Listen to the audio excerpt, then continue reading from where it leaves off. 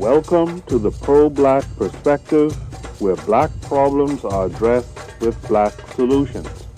Your host tonight is the author of the Pro-Black Compendium and Zuberi and the Maroons of Ma'at, the Pan-African Nationalist, Oni. Oni, what are we discussing tonight?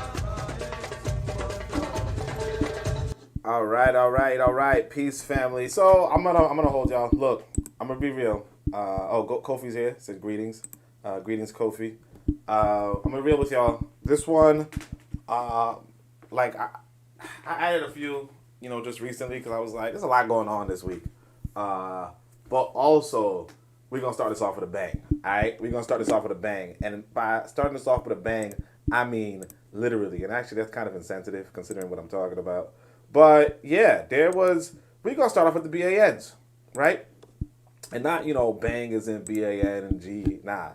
Bang is in these motherfuckers in Nigeria blew up a train. You know what I'm saying? Like they blew up a train. So, we gotta be honest with ourselves. Here's the issue with us as a race. And I'm telling you this, right? We don't really make these trains. We don't construct these trains. We technically purchase these trains, or these trains were purchased with our blood, sweat, and tears. Okay? We don't make these trains. However, and here's the thing that I want us to understand about government and nation building and all those sort of things, is that realistically speaking, what nation building is an extension of the family in a sense. Or a nation is the extension of the family. After you're well and finished with your family, you extend out towards the nation. After you got everything settled in your home, you then say, well, how is my neighborhood? You then say, okay, my neighborhood's good. Well, how is my community? Right? You say, okay, my community's good. Well, how is my village? How is my town? How is my city? How is my nation? Okay? How is the empire? You understand? This is what nation building is. As you get out of your home, you begin to realize that you're not number one like you thought you were. You understand? Like in your home, you might be number 1, 2, 3. You might be in the top 5. Okay, you're the top 5 in your house. In the neighborhood, chances are you're not. You understand? In the city, chances are you're not. And in the nation, chances are you're not. But guess what? Somebody is. The chances for you go down after you leave the front door, but somebody is top. And as that person is, hey, you know what? I got my economy down. I got the politics. I got the, I'm trying to look out for the people, right? Here's the issue, okay? A train, right? I don't even know if I should click this, actually. Matter of fact, I probably should. A train is unprotected. Part of the political struggle, part of the nation-building struggle is to protect your people. And when you protect your people, it's not... See, one of the impressions that we get, particularly because I said, I'm going to talk about, the quote-unquote African American, right? But one of the things that we got in America is that one of the things that we like about America, and one of the things that people try to correct about America too, is that in America, everything is black and white. Everything's black and white, black and white, black and white, black and white. And it's black and white to the point where it's not even black. Oh, black people not the problem, it's white people. Oh yeah, the reason why gang violence is happening is because of white people. The reason why kids are failing in school is because white people. And it's like everything. Oh, that shit comes right back to white folk and how they enslaved us. Everything. And it's like, well, what about being bombed? And even this, you might say, hey man, it was probably some radical Islamicists who bombed us, and that's from white folk. A different type of white folk, but the same white folk nonetheless. And it's like, yeah, that's the consciousness that you're going to develop in the quote-unquote conscious America. Now, obviously, most of America is not conscious per se, but in conscious America, that's the kind of development you're going to get. And it's just not right. At the end of the day, we have to focus on this idea of how are we going to protect ourselves, not just from our enemies, not just from Wazungu, but even from ourselves. And so these trains are not protected, and what happens is thousands, right, or hundreds lose their lives just off of two armed gangs. So, just to read it, the incident came 2 days after armed gangs invaded Kaduna International Airport, killing aviation workers and leaving many others wounded. Now, that's not actually a subtitle. I don't know why they thought this was a subtitle, but and I guess this is not even finished. But it says, look, armed bandits on Monday bombed the passenger train along Kaduna Abuja track. The incident came 2 days after armed gangs invaded Kaduna International Airport. They went into an airport, killed aviation workers, and leaving many others wounded. Fidet Okiria, MD of Nigerian Railway Corporation, confirmed the development of People's Gazette, saying efforts are underway to obtain further information about it. The Gazette could not immediately confirm casualties. The railway has become one of the busiest in the country since it was opened in 2016, amidst expectations would provide a safe alternative to people plying the route. However, several attacks linked to armed gangs have occurred repeatedly along the route, even as the government issued regular assurances to citizens about their safety. So, again, nation building, right? Or national, like, there is a fundamental need. There's a need for political education. And political education, this is what I'm trying to provide for our people. But like I said, I'm undermotivated. I'm unmotivated. Like, we have a need, but I'm not 100% sure that the books are going to find themselves in the hands of the right people. If I write, here's the importance of political, here's the importance of protecting your infrastructure. This is one of the fundamental tenets of political endeavors, right? If I write that, or if I say that, is it going to reach the ear of any African leaders? I told you guys before, I said the secret to European success or something like that, right? I had a whole 4-day podcast and we were just reading the intro, one of the intros, of one person wrote an intro to Wealth of Nations, and I was just reading it, and what happens in that intro is that Adam Smith has some good ideas for a white boy, right? Or as a white boy, or for a white folk, whatever, right? He has good ideas, right? But he's able to get the ear of princes and kings and global leaders. And that's the difference. I'll tell you right now, I mean, me personally, like the way how things are set up, I don't have the ear. You don't have the ear, as far as I know. And I mean, like that's where it stops. That's where it stops. It's like, well, are you going to, like, what's the point? What's the point? We are in a situation where we are getting screwed from lack of knowledge. And instead, and like, it really comes back to us. What can we do about it? Who knows? But Kofi says, how did the train blow up? Man, somebody blew it up. Them gangs attacked it. Real Black Gentleman says, sup, PBP. All right. Real Black Gentleman says, yeah, Boko Haram is definitely enhanced by white folks. France in particular, I call it Le Boko, right? Yeah, and what's interesting, Boko Haram, right? I think the definition of it is like the West is bad.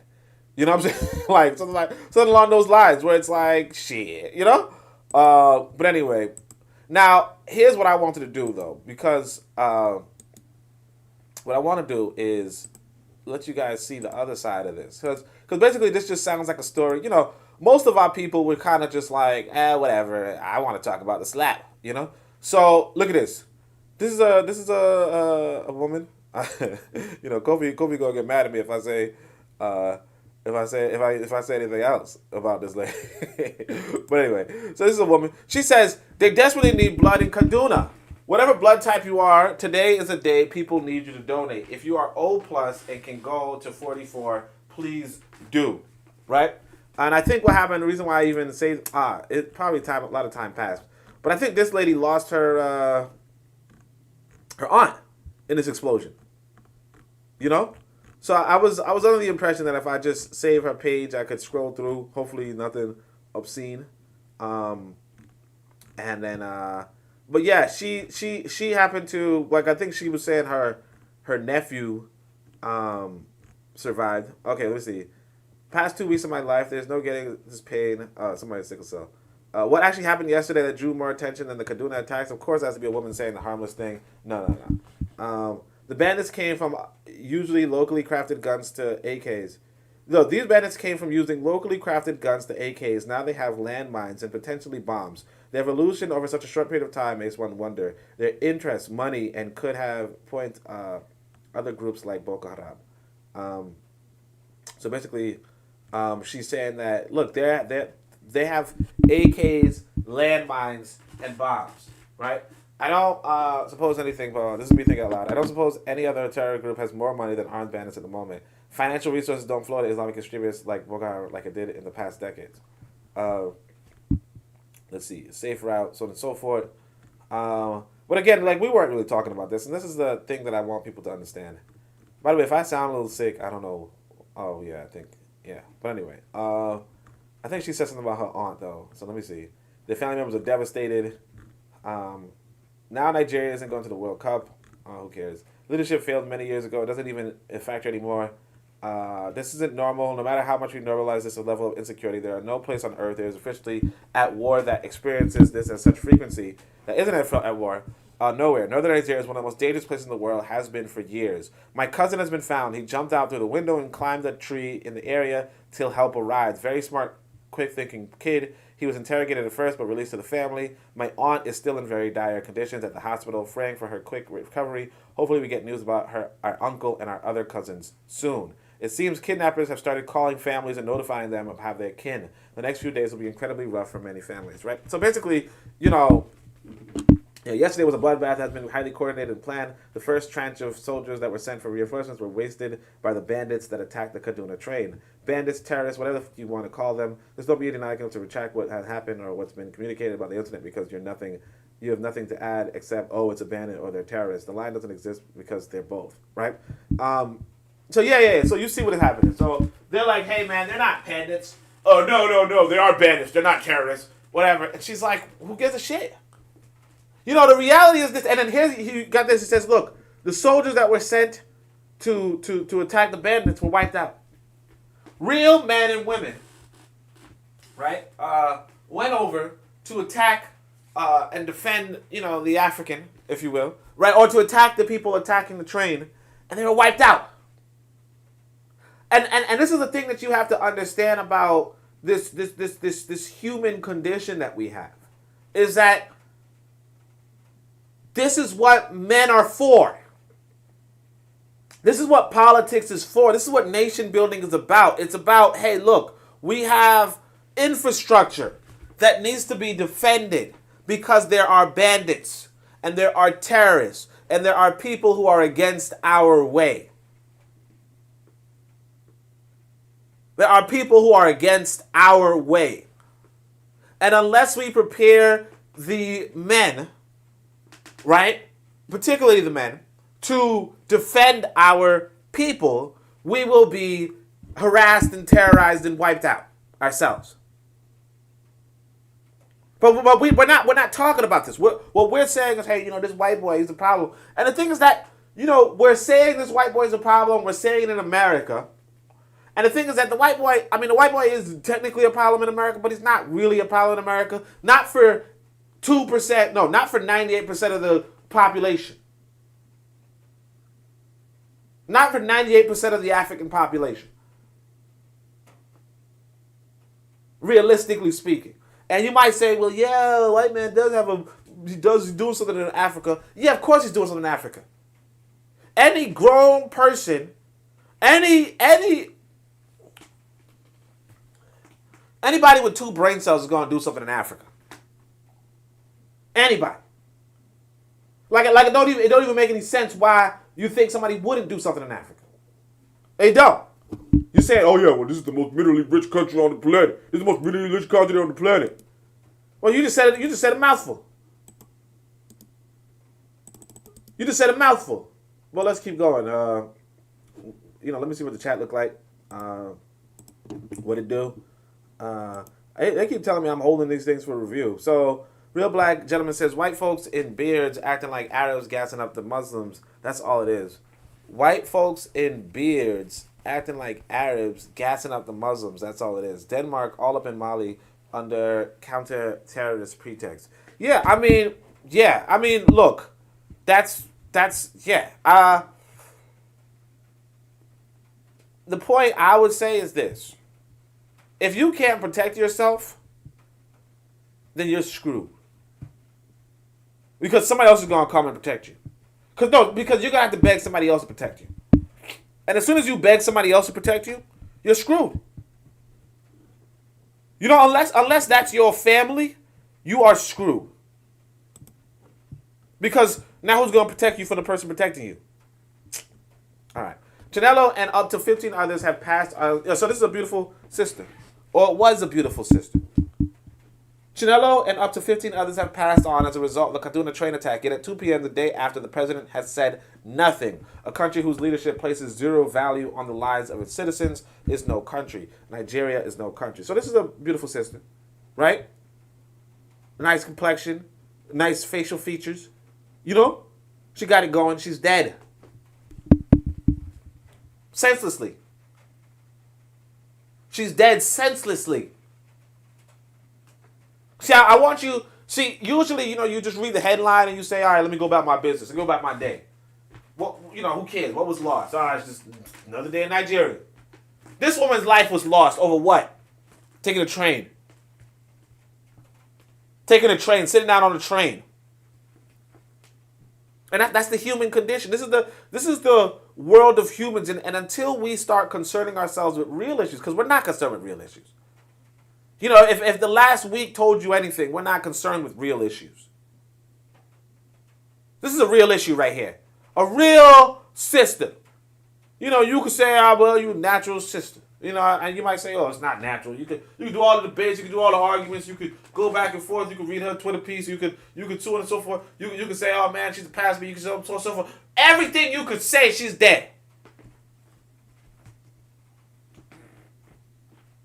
Shit, I just I got a old book on my shelf. I haven't read it. I just bought it.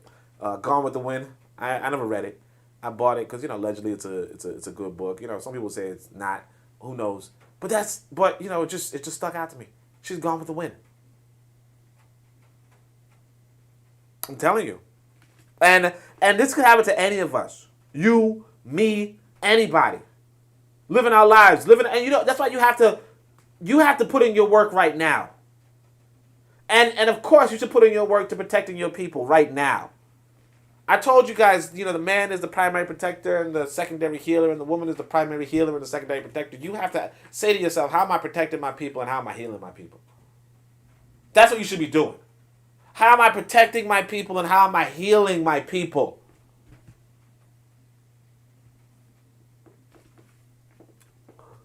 Let me just go to this last one, this last image. Let's see what this is. Because I really want you... Oh, no, it's not. There's two more. But I want you to understand the human loss when we don't act like men and women, or should I say adults. Here's another one. A train was reportedly bombed last night with people shot and kidnapped. But see today's major headlines in our major newspapers. I've not seen this type of thing before in my life. These are the headlines. Tinubu has set standards in leadership, says Buhari. South deserves PDP presidential ticket. This is the headline after a train was bombed. Agrees chieftain supporters dump APC. Oh, let me see. Hold on a second. 8 killed as cultists engaged in supremacy battle on Ogun. So that's not... Oh, train derails a terrorist bomb. So yes, page 9. Right? Page 9. Stakeholders differ over NPN for Abuja second runway. Let's see if there's anything about this train attack. Doesn't look like it. It's not even a headline. Now, of course, I'm not into newspapers anymore, so I'm not really, I couldn't really tell you whether this is a good or bad thing. I mean, it seems like it's being phrased as a bad thing, but it is what it is. But again, I just want you to understand. Here, this is the last one. Dynastia says, this person says 970 passengers were allegedly on board of the Kaduna Abuja train that was attacked by bandits. However, oh, look at this. However, records show that only 370 tickets were sold and remitted to government accounts. So see how dangerous corruption can be. So what they're also saying is this, right, which is interesting. At the end of the day, this is at the end of the day, okay? 970 people were on board, 370 were supposed to be on. 370 were supposed to be on. So you get 600 more people on the train than they were supposed to be. We don't build the trains. Now, of course, I just read that the train was opened in 2016, so maybe I could be wrong. But this is the situation that we find ourselves in, where things are just not functioning for us. And instead of consuming ourselves with increased functionality, I tell you guys, here in America, right? I got this, I think I went to the dollar store, right? And I got a dustpan, okay? The dustpan comes with a shape where it's tilted downwards so that it, like with a rubber piece, tilted downwards so that it presses against the floor, right? And you don't scoop anything under the dustpan. Okay? Now, technically you do, confront the height of the dustpan and some dust does not pick up on the first swing. But the point is that the design is such that you can maximize how much dust you pick up on each swing, right? When I was in Africa, however, and I was doing this dustpan situation, same thing, right? The dustpan did not have that rubber tip, and every time I tried to sweep, it would go under. Notwithstanding that the broom itself might have been just this weakly, so on and so forth. Point being that, or even I want to say another thing. Here's another thing. You got those spray bottles. Now the spray bottles and that Wazungu making, they come with just a whole other design, right? Where I think, so this one was like the straw inside of the spray bottle, right? So usually the straw goes all the way down to the bottom, right? And as a straight line. This one curved with the shape of the bottle, and what that allowed, right? And then it went under the bottle, and what that allowed was that now every single spray consumed some of the liquid inside, as opposed to just being in the middle and then you'd have to hold it at a certain shape. What it did was that it went all the way to the bottom, to the point where you could not you basically you got more for each spray by so on and so forth. The point being that these are stupid things. These are stupid little household things, but they are still innovating them, still advancing them, still trying to look at how the consumer experience could be optimized and maximized.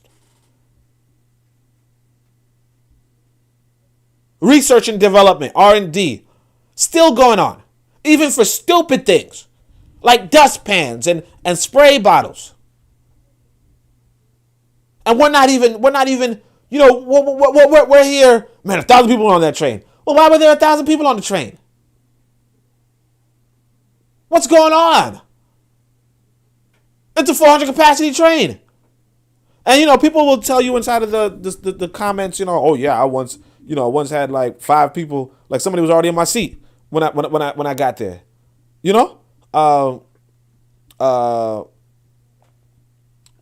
I guess I can't say it, but that's it.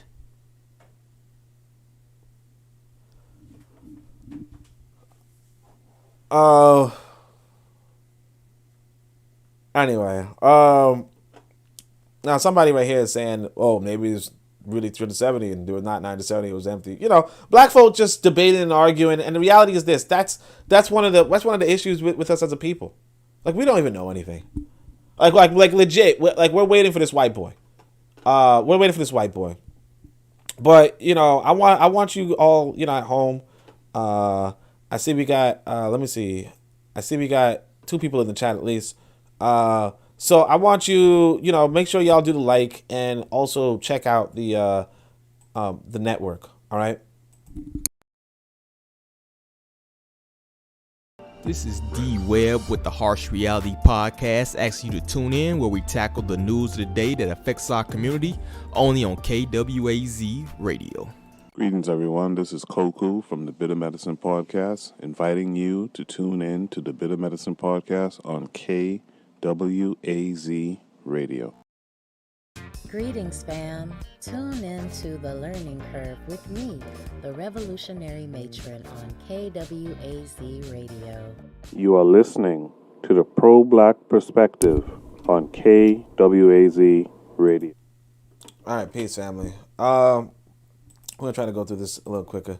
Where is this at? So, we went there. Oh, yeah, so this motherfucker. So, that's what I'm saying. Like, we as a people just don't understand shit. So, here's another BAN. And this is just the question. It's like, yo, how does motherfucker got White House like, this is White House press credentials. This motherfucker got White House press credentials.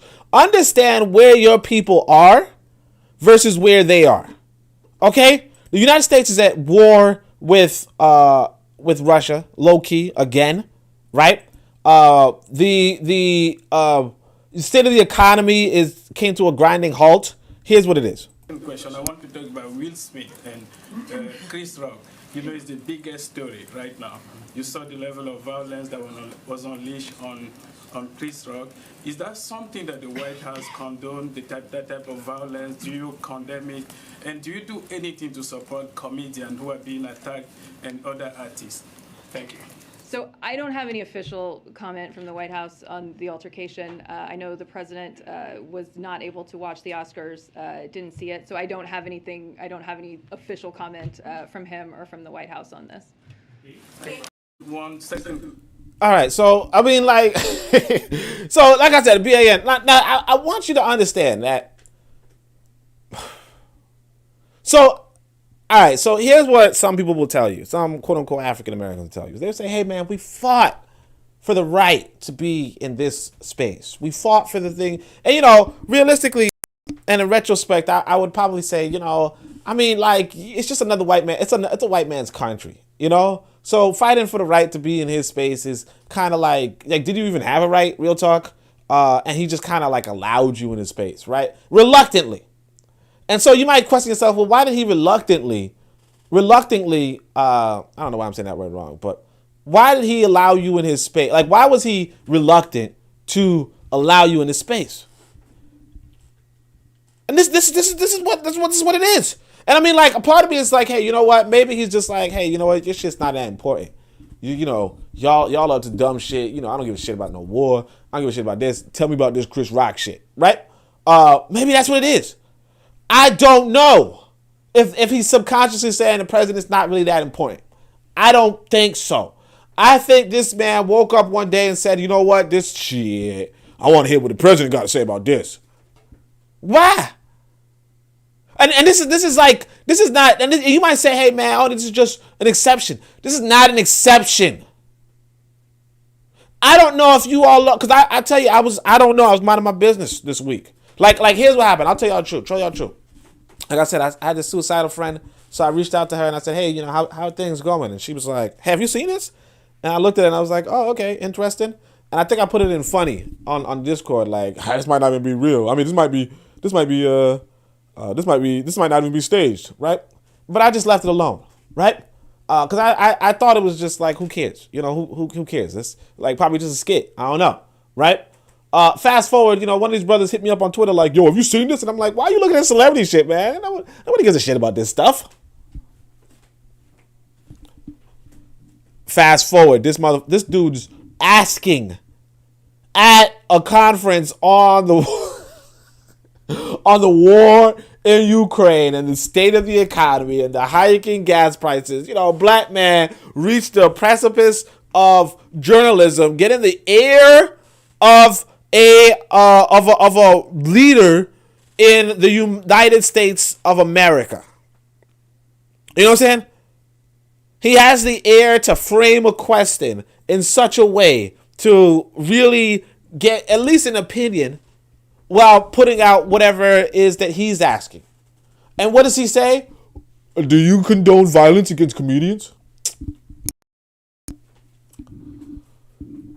We're just gonna go over that. Cause it doesn't stop there. I know shout out to Othrazar, he's gonna say why are you guys talking about this thing? So, I'm probably gonna revisit it a little later in the evolutionary section. But, come on. Kofi says that had to be staged. I mean, look, this guy has the press credentials. And I mean, unless they digitally alter that lady to respond to the question without really responding to that question, I mean, it looks like no. I mean, there were witnesses. He was there. He was there and he did that. He was there and he did that. Lero says a whole crown. Yeah, a whole crown. Like, that's what it is. Let's go. Let's see what the ABA is going up to. ABA, British actors. Oh, yeah. Oh, yeah. So I think it's nice that Lero's here. I think Lero was responding to this. So this is where I found it from. So shout out to Lero. And see, I got this lady blocked. Let me see. So this is Lero. I told y'all Lero's here. Ah, shit, because I got this lady blocked. I can't even scroll up to see it. All right, I'm about to open it. So I don't know if you guys know, but you could get around being blocked technically if you open it up in a private chat. That's if the person's not has a private account. So what I'm gonna do is I'm just gonna open up the private account. Let me see how I do that. I think I would need to, but I mean, I'm not gonna show you the screen. But I'm gonna open it up, read it, then we're gonna see what Lero said, and then we're gonna go back to what this quote unquote Pauline person said. Well, that's if it works. Just let me just double check with you guys how y'all doing. Yeah, all right. So she goes, dang, it's actually a good image. All right, let me see if I could link it. Hold on a second. Hold on a second.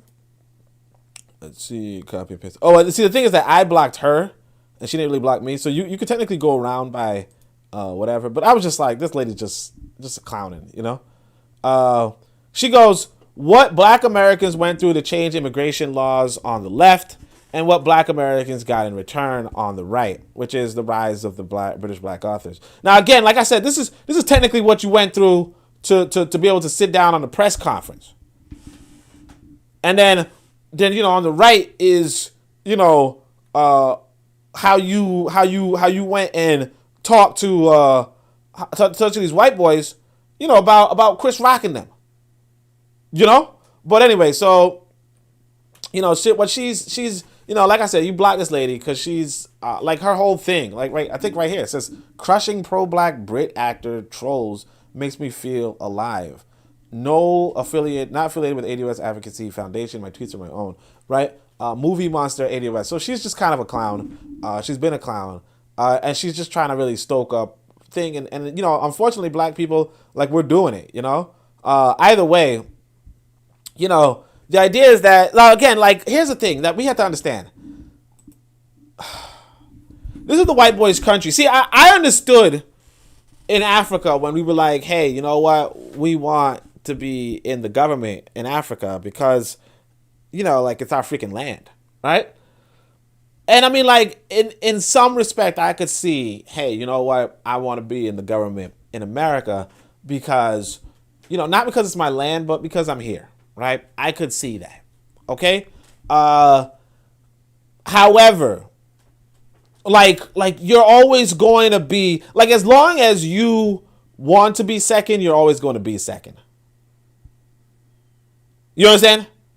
As long as you want to be second, or better yet, let me say it this way. As long as you want to be second, you're not going to be first. So in a sense, this lady Pauline, this ABA is right.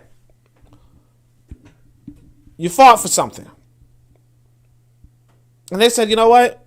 Well, why the fuck are we giving it to you? You ain't nobody to me. Like, you want to be second. It's like, all right, like this. Let's say you're in a relationship, right? And let's say you're in a relationship. That's what it is. And you say, you know what? I'm fine with anything. Like, I'll be your side piece. I don't care. I just want you. Right? You think you're ever going to get the ring? I'm just saying. You think that if you, like I'm just asking you, real talk. You know?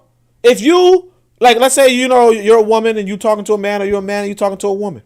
And you getting treated like shit. And then, you know, you tell them, hey, look, don't worry about it. I just want, you know, just let me be I'll be a side piece. I'm okay with a side piece. I just want you. I just want to be with you. You think that they're not going to bring something else there? You think you're going to be the only side piece? You think you're going to get the ring? You think you're going to be married? No. So this is what it is. This right here, this image right here, no disrespect to our ancestors here in America, but this image right here is, look, I'll be your side piece. That's what this image is. And this right here is, I got, you know, okay, you be my side piece, but I'm going to have more than you. I'm not limited to you. You told me anything. You told me you do anything. You told me you stand under hoses. You told me you stand under dog attack. You told me you vote in record numbers. You told me you'd mobilize your people to vote for me. I'm not going to just stand by you, stupid. You're going to stand by me. Because I got everything that you want. And I can get more than you. Because you bowed to me. Stupid. No one's going to respect you for that. So, you know, I don't even disagree with Pauline at this point. You know? Might even unblock it. Nah, I'm joking. I'm blocking it. Anyway, Lero says on the bottom, y'all are so silly. Actually, let me see what the comments are, because I know I've been disrespectful. Real Black Gentleman says, laugh on laugh crime. Tanzan says, peace, brother, and everyone. Kofi says, she is only trolls black people and is pro-American. Yeah, she's a joke.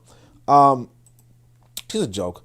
Lero says, y'all so silly. Why do you care about some fucking actors? Own a production studio and you can hire whoever. These talking points make us look stupid and adolescent. We need a nation and y'all mad over British actors. We ain't gonna make it. Okay? She's right. Let me see. Black Americans are not responsible for the change of immigration laws. Stop lying. And Brits were immigrating easily here before that change. And that's what I'm saying. Like I said, like freaking Garvey was already in America. Like Garvey, like, see this image right here? This image is from the 60s. You know what I'm saying? You got Garvey, you got Claude McKay, you got all the, you know, you got the Harlem Renaissance, you got a bunch of, you know, immigrants from Harlem, from all over the world. You got Malcolm X's mother. How in the world you changed immigration laws if Malcolm X's mother was from another country? You had a whole bunch of people, and a lot of African Americans will tell you, hey, you know what? I think my ancestor, you know, I got some family back, you know, some family come back from Jamaica and all that kind of stuff. Like you go like every like what? You think this is what changed immigration laws? Like, it don't even make sense. It don't even make sense. Like everybody was moving around. Like, what are you talking about? Like, you had your man Garvey. Look, Garvey is telling you that he was in Colombia. He was in England. He was in France. He was in Germany. He was traveling all over the freaking world. How was he doing that? And you're going to say, oh, it's a black American that made him do that. No, stupid. Shut up. You moron. Anyway, so Pauline tries to address Lero, and what did she say? She said, so you're assuming we haven't tried owning studios, which we have almost 100 years ago. Where are they now, except in Tyler Perry? If we don't have them, you're assuming the fault is ours? That would make you a white supremacist. You know, if y'all can see my face. Shit, I'm about to turn on this camera just so y'all can see my face. I think Lero, dang, what the, maybe Lero didn't respond. I don't know. That's weird. But Twitter is stupid. I'm pretty sure Lero responded though. But I mean, see, the thing is, I you know, I can't scroll through Lero's stuff. Lero's page. Otherwise, I'm gonna get. I was saying Lero got some things on her page, so I'm not even gonna do that. We're just gonna leave it at that. Let me see, something about mango. Oh yeah. So anyway, so that's it.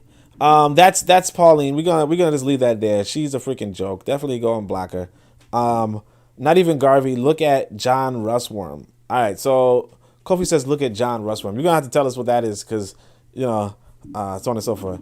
Yeah, I couldn't even respond to that. Lero says she didn't even respond. Yeah. I mean, like, she gonna call Lero a white supremacist because she's like, own your own studio.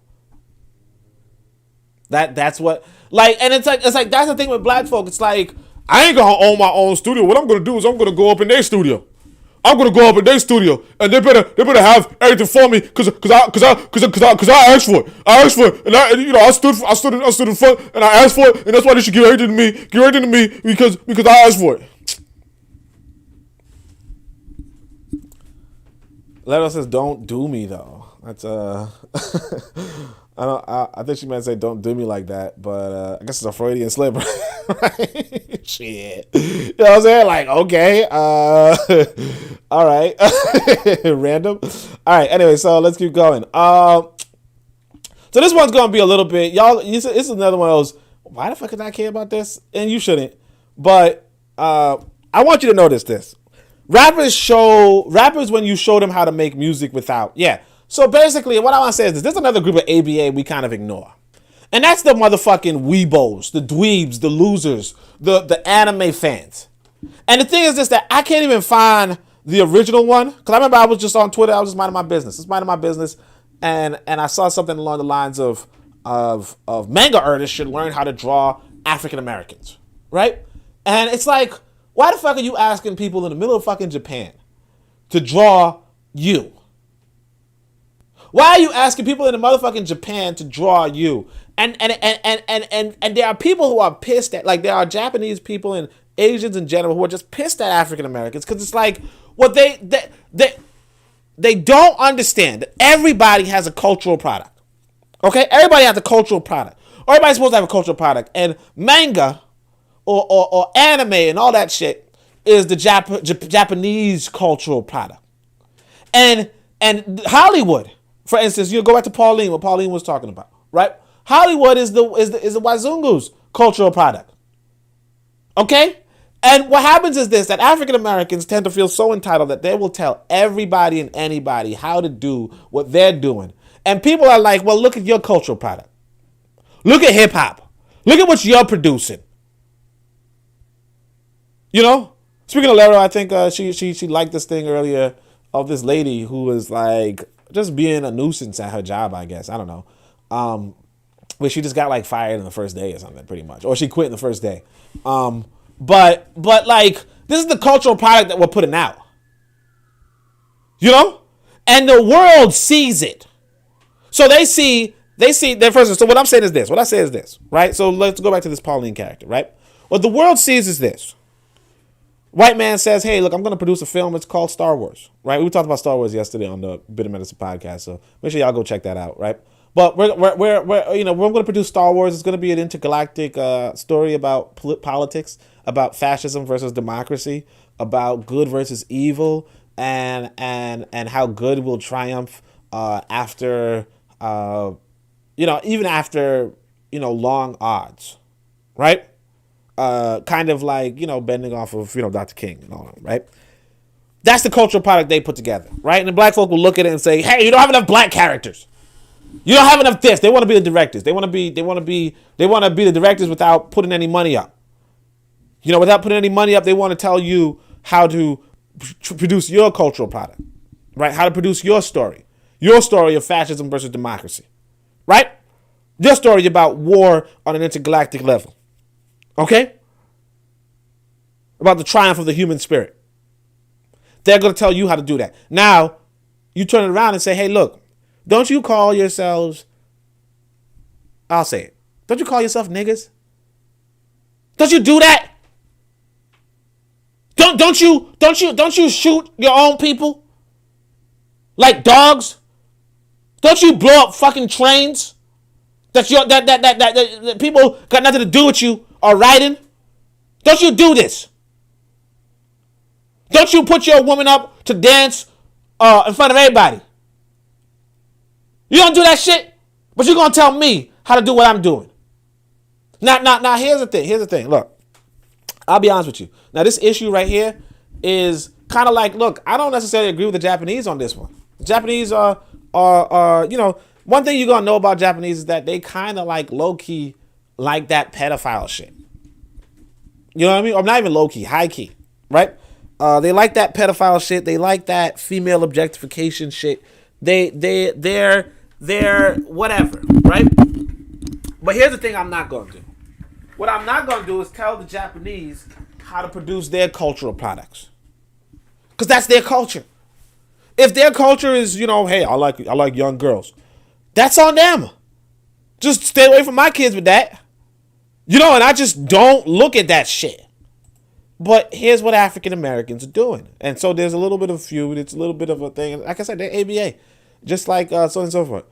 Brah, what the right? So this guy says, they put up a meme. They say, Japanese manga writers, when I show them how to make a thrilling and engaging story without sexualizing characters that look like them. So the GIF is basically, I think this is Drake, I'm pretty sure, and he's just like I think one of these guys is showing Drake how to do something, or Drake showing the guy how to do the other thing, and they're like, oh, that's how it is, And so he's like, black people, when I tell them that they can be civilized instead of being criminals and drug addicts. Basically, look at your own cultural product, stupid. Fast forward. Consider the fact that manga was not written for brown people. And look at the caption here. It's like, bro, what the fuck? What? He's not written for me. Like, what? It's not even bad. This one's not even bad. Although you see, like, this kind of stuff, this kind of image is, them, like I said, it's like they kind of glorify this small girls thing. It's weird, right? Why do black people hate lollies and anime so much, right? And then African Americans, when I show them committing crimes and doing drugs, is not a healthy lifestyle, right? The idea here, now again, like I'm not necessarily like I don't like the I don't like the pedophilia neither, right? But again, there's this thing called cultural imperialism, right? There's this belief in this white man so much. Like I said, what happens is that you believe in the white man's way of being so much that you kind of out white man the white man. And the thing is this: if you know about what you should know about Japan is that Japan got bitch slapped by America to the point where they're like, hey, you know what? We're gonna bend over for whatever America does. Whatever America tells us to do, we're gonna do that. And an African American feels like he's the white American. But see, the white American bombed Japan. And the black American only like really don't got no bombs that he makes for himself.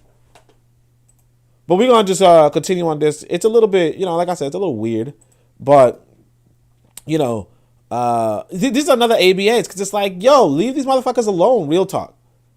Oh yeah. So let's just say this is the kind of loser shit we do. So it's like, yo, this girl that works at Chick-fil-A complimented my shirt and glasses, then told me she just named her son Shoto because it felt right. Love to see it. Black girl anime lovers, right? So this black woman, like I said, no self-respect. No self-respect. She's going to name her kid Shoto, not because Shoto is some, Nigerian name or Igbo name or something. No, it's not because it's not. She's gonna name her kid after an anime character. I don't know which anime. I don't. But this is where your people are. And I mean, you might be like, hey, it's not necessarily African American because I don't know. I don't know if she is. But this person clearly has a bunch of flags in their head, so whatever. But this is where we are as a people. I just want you to understand that we're not the winners of the story. We're gonna keep going, because again, it's not really that important. But you got to know that these people are among you. How many manga artists make a good? Wait, hey, can manga authors make a good plot without showing boobs? Wow, black people always ruining shit. Go back to being a drug dealer and criminals. And he's like, what? But again, you have to understand that this is the cultural product that you are producing.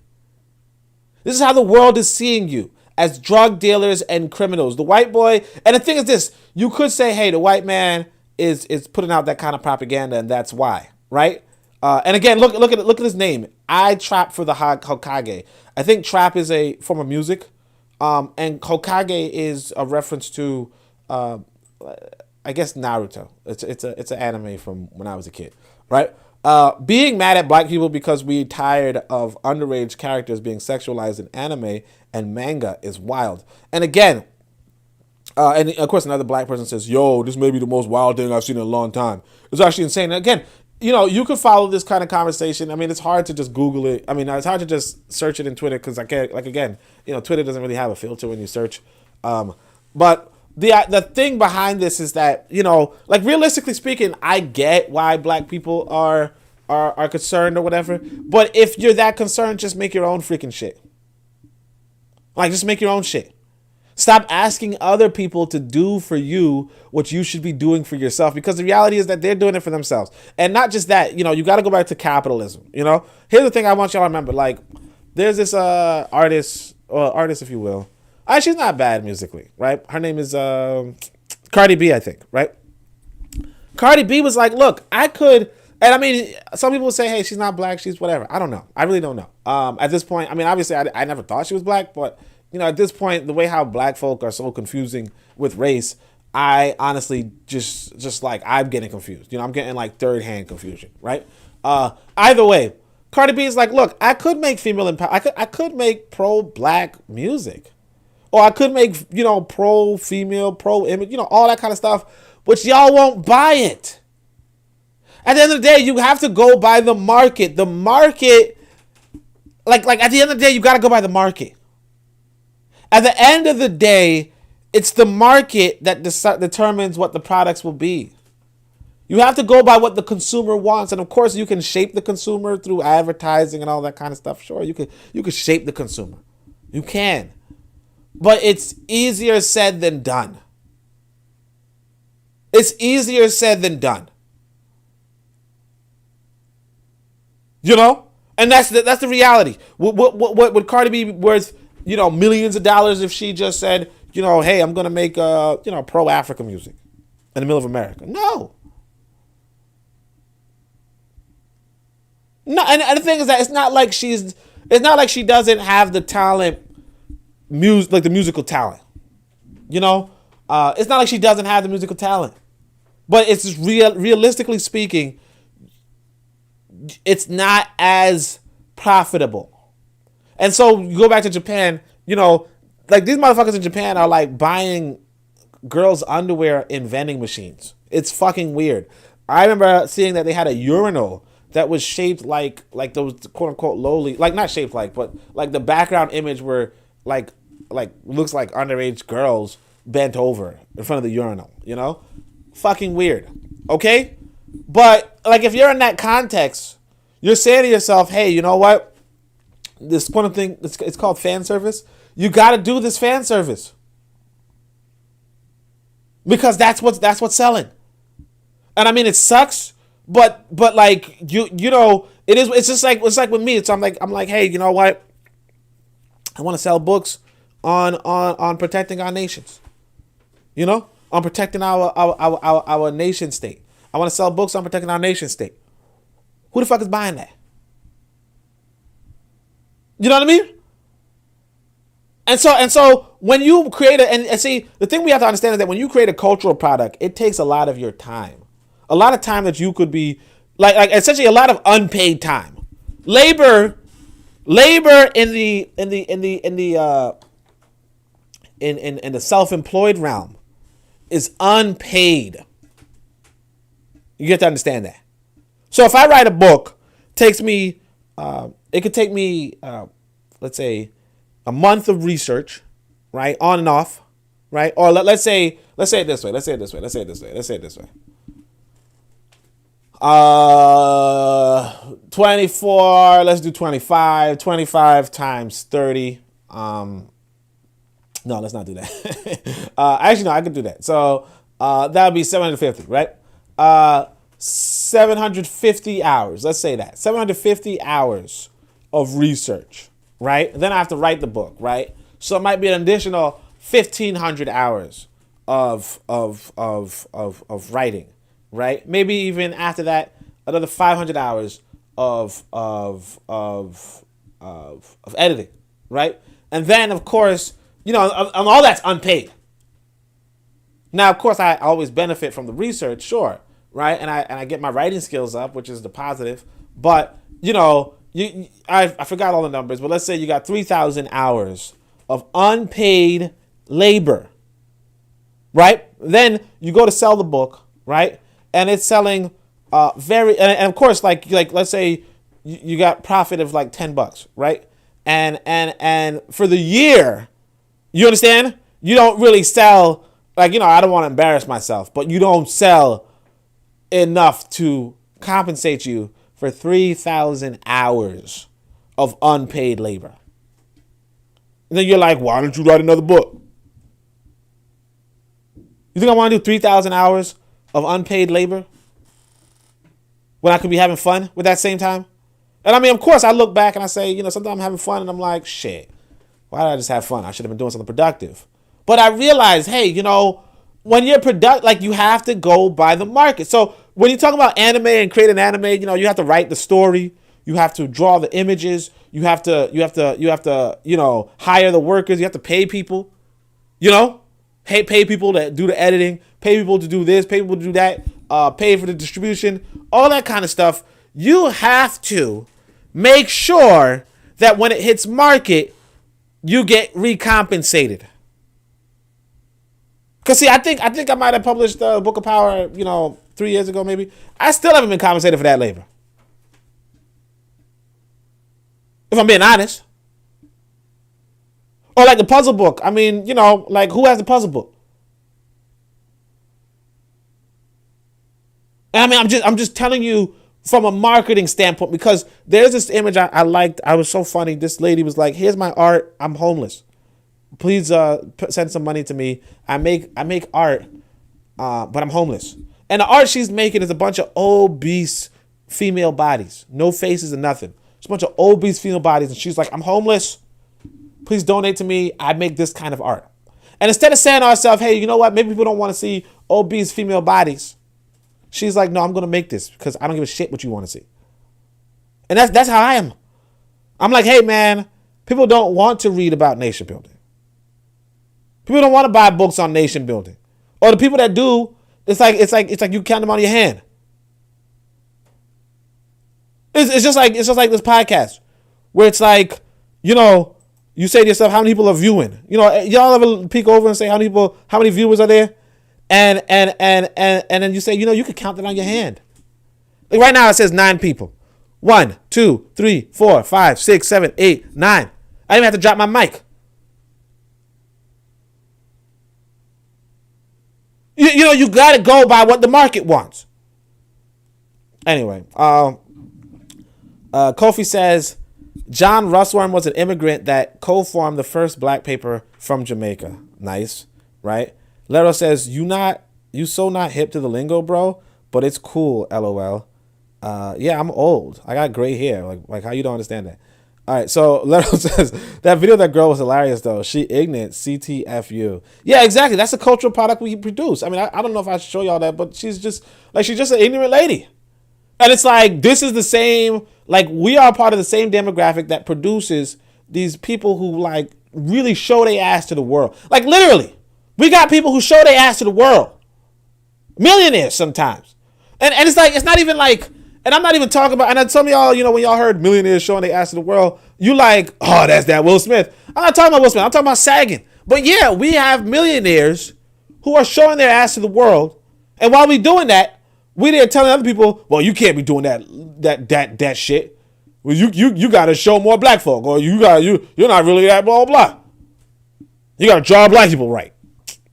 Anyway, Kofi says, you right about that high key, right? Upper Jam says, Japanese cartoons have blackface characters, but not actual black characters. Why involve yourself in such people? Yeah, I mean, sometimes they got blackface, sometimes they got black. I saw, what it is, it's weird, but it's like, like, at the end of the day, like, you in the middle of Japan, like, I don't really give a shit what you're doing. Like, and the thing is that the trouble, like somebody else put it up. They said, look, man, I really don't like how African Americans are the center of everything. Like, it's the Pan-Africanism and all that kind of stuff. It's like they're 2% of the population. They're 2% of the black population. Like, why are they the center of everything? Right? And it's like, realistically speaking, that's really what it comes down to, where it's like, Japan is freaking Japan. It's on the other side of the freaking planet as far as African Americans are concerned. Right? It's not in Africa as far as anybody's concerned. It really has nothing to do with us. We just like we watch it, that's fine. But America is also not really got anything to do with us. They make a cultural product. It really had, like, the way how this white boy kind of bends over backwards for African Americans is kind of weird. Like, African Americans and European Americans have this weird relationship with each other, right? Where they're like, it's like a love-hate relationship. I don't know, but it's just a really weird relationship, and like, it's best for us to just kind of back away from it. Real talk. Just checking if my mic is on. Kofi says it's truth. Even racists support racist content. I watched a KKK doc and the other day, and I saw it. You saw what? But yeah. I mean, I saw a KKK documentary. Shit, I'm jealous. Somebody was like, "What? Oh no." I did see some of them things. So let's see what's going on next. Manginas. They didn't do nothing this week. The Pass Me's. Okay. Oh yeah. So I also got this one from Lero. Lero be giving me content, yo. Oh wait, did I say this from Lero? I think so. But yeah, basically this is just another Pass Me. Oh no. So before we go to the Pass Me, this is some data. So I think this data is pretty interesting. It says it took me a while. I don't know why you would put this data together, honestly, but it is what it is, right? It took me a while, but I finally have micro data, folks. Have been asking me for black child abuse fatalities in America. You'll see data covering years 2015 to 2020. These are total fatalities for each year, a breakdown of victims by sex and data on the perpetrator by sex, right? And here's the thing. I want you to understand, there's so many things going on. So this is the source is National Data Archive on Child Abuse and Neglect. It's not black folk. You know? It's not black folk. But it is what it is, right? So it says child abuse fatalities and perpetrators by gender among African Americans, all U.S. states with D.C. and Puerto Rico. So basically, long story short, the total is actually small. So I wouldn't really concern myself with it per se. It sucks, but I'm not going to make any sort of judgment on black men or black women, right? Based off of this, because it's not a big number if you look at how many black people die a year. Now, it sucks that it's kids. But, again, I think that, I just want to look over it just a little bit. And I just want you to know, too, that this is like past me. You have to realize that there's a lot of black women and, of course, black men as well, that you really should not be dating, that you really should not be building a family with. And we're actually going to see an example later. That's the one that I want you guys to know. But basically, long story short, 500 kids die a year, right? Or 600. It boosted up, right? That's not that high, okay? Most of the kids are boys, however, right? And most of the perpetrators are women, okay? Okay, that's it.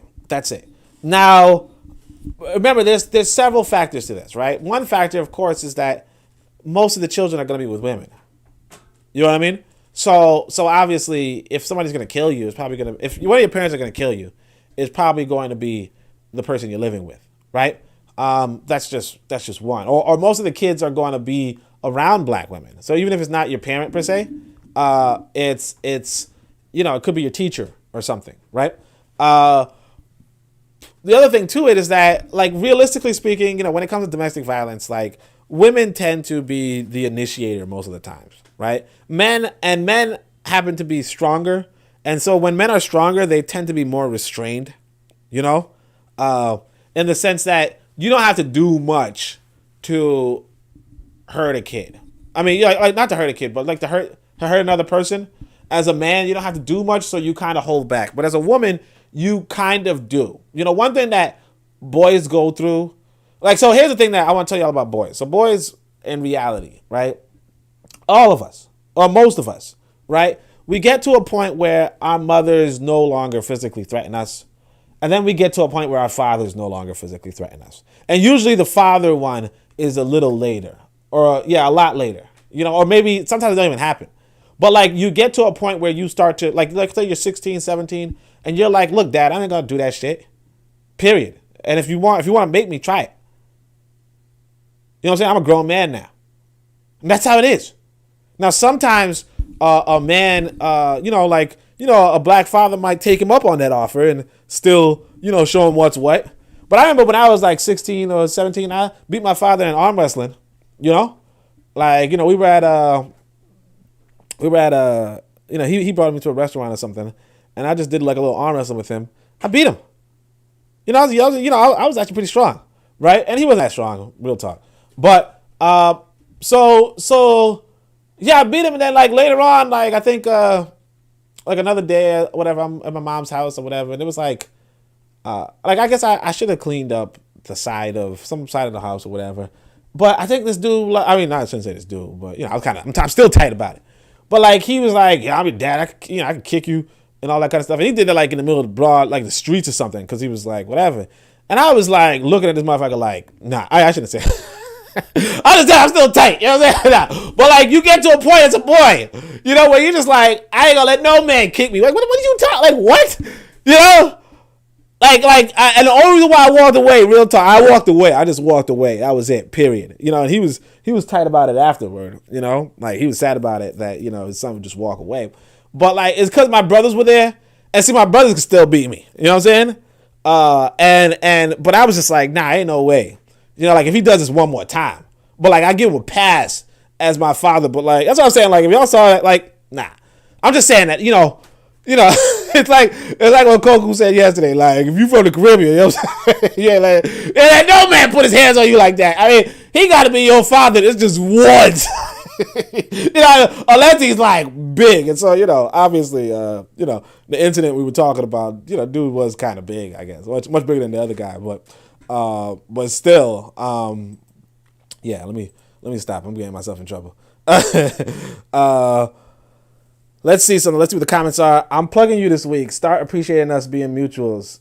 Lero said she gonna plug me this week. You should have plugged me like last year. What's going on with you? Although Lero, you got yeah. All right, let me say. All right. So Tanzan says, "What's a pass me?"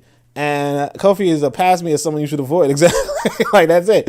Lero says, like me and my brother, when he turned 15, we had to quit all that wrestling. Like, yeah, I'm saying, man, when boys, like we developed some musculature. We get like a hormone growth, and like things happen to us physically. And it's not just like boys, like human boys. It's just a boy thing.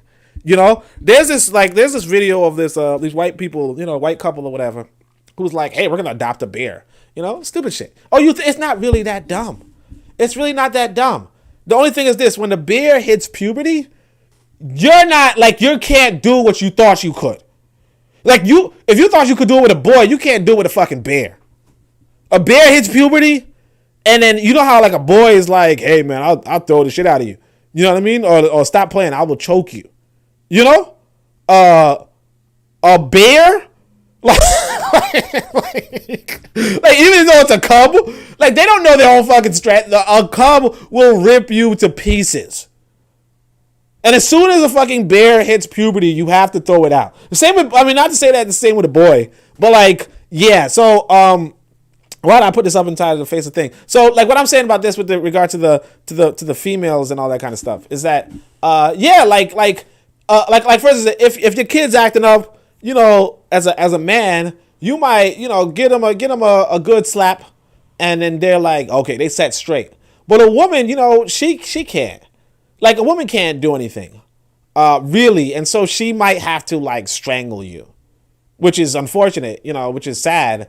But she really has to go above and beyond to like really inflict any sort of damage to you, which is sucks because that's what's happening. And the reality is that you don't want to be damaging your kids. But just saying that that's also a factor in why women would be killing their kids more. Cause that's the thing about, like, I'll tell you about these domestic violence situations between men and women. Like, women tend to like throw pots and pans and like just real harmful shit, or like shoot a person, like a guy in a domestic violence situation might, like maybe he might slap a woman, maybe he might, like, I mean, if it's a real conflict, he might, like, again, like, it really gets bad, but, like, men and women, like, they shouldn't be fighting, obviously. But, like, a guy, the thing we have to understand about men and women is that, or men in general, is that men have the ability to kill people, like, just with their bodies, you know? Like, in a fight. Like, if you lose a fight against a man, he can kill you. Like, you know how y'all see those fight videos? Like, once you get knocked out, he could just stomp your head and you're dead. Or once you get, like those fights, you see how they end when they, like, somebody falls down? Like, you don't have to stop. You could just strangle the person and they will die. Damn, Mr. Untouchable, why you gotta say something like that? Yo, somebody delete that. I'm not even gonna read that. No, I don't personally do that. But I've heard stories. I've heard stories of domestic violence, and like I said, like I've been like, unfortunately, you know, domestic violence is not like, domestic violence is a big subject in the black community. It's a huge, like, it's a big subject in America, or in the Western world, or just like the world, really. I don't personally engage in it, but it's like such a big subject that I can't necessarily not acknowledge it. You know, I think what we tend to do is we tend to sweep it under the rug. But it's really like a serious issue that it really shouldn't be something like, kind of like this whole child murder thing. Like, it's a real thing. It's not that big, but it's a real thing. Just FYI. But no, me, I don't have a record of doing that. You know, like, no. I mean, I've had women attack me. You know what I'm saying? But I don't have a record of, like, really, like, harming women. That's where I draw the line. It's more so I would, like, tell a woman to get out of my house. You know what I mean? That's what I would do. I'd be like, nope, can't do this, cause yeah. Anyway, that's neither here nor there, I guess. But I mean, like I think that a lot of us know what it is. You know, a lot of us know that, you know, like, happiness is very elusive for black couples, right? So anyway, let me just give you guys some perspective on regards to how many black people die a year. So it's just in 2019, 294,000 black Americans have died, you know?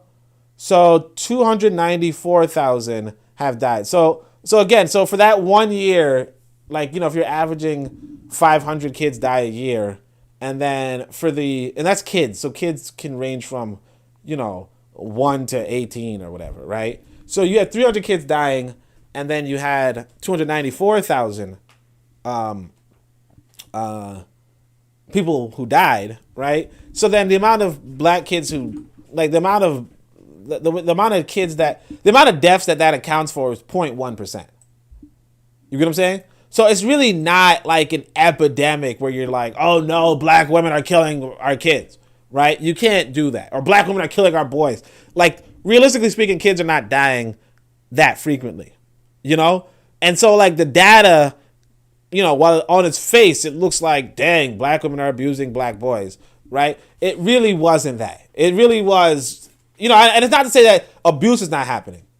What I'm more so saying is that, realistically speaking, like, the killing is not really happening so frequently. However, the killing does happen.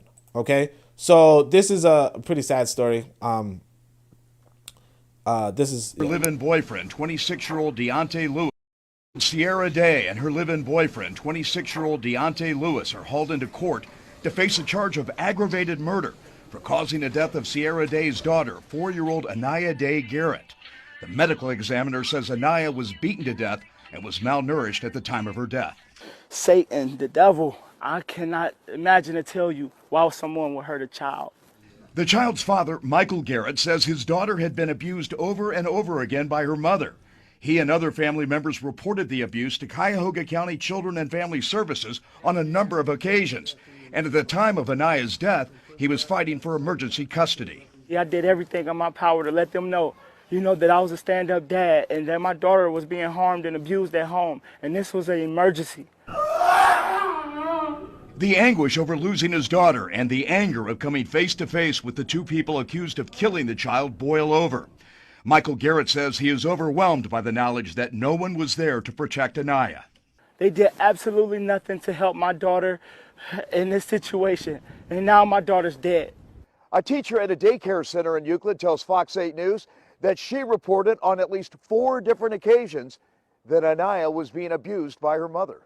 So I'm asking Anaya what happened, and she said, "Mommy hit me, but Mommy said I fell."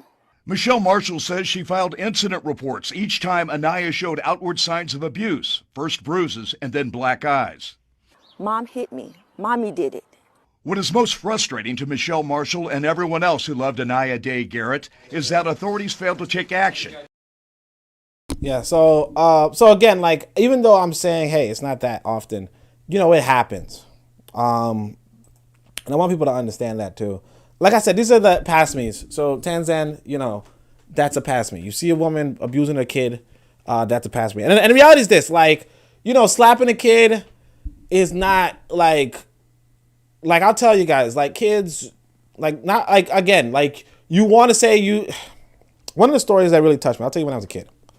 When I was a kid, one of the stories that really touched me was this story that, from the African American past, right? An African American ancestor who said that, I think it was a kid who said, my mother, one time I was, outside, boys being boys, right? I was playing and these white kids started chucking rocks at us. So I chucked the rock back at them, right?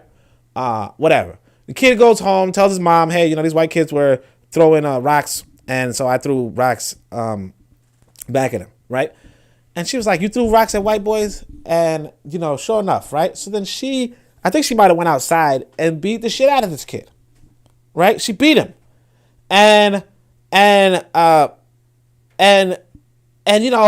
kid is like, that's traumatizing, like, it tells you white kids are superior and all that kind of stuff, but, or all that stuff and all that, white supremacy, blah, blah, blah, blah, blah, right? But, like, realistically speaking, it's a segregated South, right? You throwing rocks at a white boy, okay? They were going to kill this kid. Or they would kill this kid. These white folk. And so the mother beat the shit out of him, right? In order that, I don't know, either to send a message that, hey, look, this kid won't do this again, right? Spare my boy's life, or what have you. But also, so on and so forth. And so it comes on me, it's like, here's the thing about kids. Kids are intelligent. They don't have wisdom. And I see this with my own kid. Like, sometimes, like, because my thing is that, I don't want to say that, like, you shouldn't lose your temper with a kid. Like first off, saying the kid gets a black eye is just like, what the fuck? Like, why would you punch a kid in the face? That's over the line. Like, slapping a kid, I get it, just giving them that physical discipline. But I'll tell you guys a story about what happened to my kid. Because my kid, like I said, he's intelligent, but he's not wise. Okay? He's intelligent, but he's not wise. And that's the thing that, we have to understand the difference between intelligence and wisdom. So I'll tell you how this goes down, right? And I'll tell you, this worked me up. It works me up. And sometimes, especially after, like I said, Lero sent this video of he was talking about this video of these black kids one black kid who shot another kid accidentally and then killed herself. And I'll tell you, like, at first I saw the video, I was like, whatever, kids, how kids are, right? But then I started thinking, like, dang, you could really lose your kid so quickly. So, but this was before this. Before this, it was snowing in Brooklyn. And I'm walking back from the store. I don't drive or whatever, right? So I'm walking back from the store. We just got some food, me and my son. And so, the way how people shovel snow in Brooklyn is that they shovel it off the sidewalk, but they kind of leave it between, like, on the corner of the street, So you have to, like, walk in snow to get off the sidewalk, and cross the street, right? So I tell my son, okay, look, we gotta, be careful when you're walking on snow, right? And we walking on this sidewalk. And I mean, I really shouldn't tell this story. But I really shouldn't tell this story, honestly. But basically, like, what I'm saying is that kids are not that bright in the sense of this.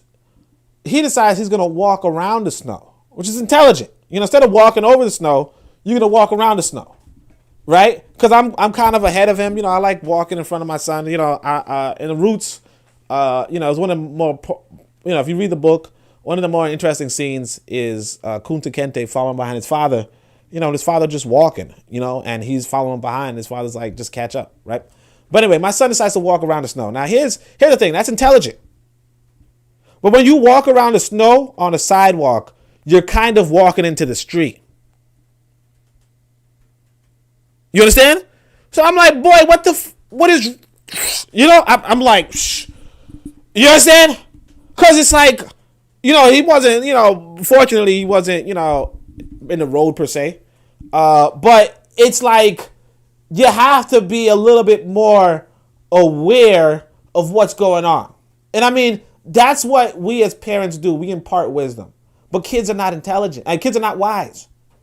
See, they're intelligent. He said to himself, look, instead of walking over the snow, if it's dangerous, if I could fall, if it's slippery, if it's cold, if it's making my socks wet, all that kind of stuff, instead of doing that, I could just walk around it. That's the smarter thing to do. It is. But the reason why I'm walking over the snow is because if I walk around it, I'll be in the road. And I don't want you walking in the road by yourself. I mean, obviously after that, I held his hand a little tighter. But that's what I want people to understand about kids is that, they're going to test you. And you're not going to be aware of all the ways that they're going to test you. They're going to do things that don't make sense, and you're not going to be aware of that until they do it. Like my son, when he eats barbecue or whatever, like he just rubs it all over, like he touches the wall when he's eating for some reason. I don't know. I don't get it. But, that's a whole other story. But the point being that, kids will test you. And I mean, unless you have, and like some people are like, hey, look, I don't even, like Dr. Spacey Patton, if you know about her, she's just like, don't ever put your hands on a kid, right? But I'll tell you this. Ancient ancestors, ancient Africans said, yeah, you gotta put your hands on kids. But they say a father should, because a father would never kill his kid. Like, and that's actually, you could look at the Book of Power. I have a quote. I have the quote from Kemet there.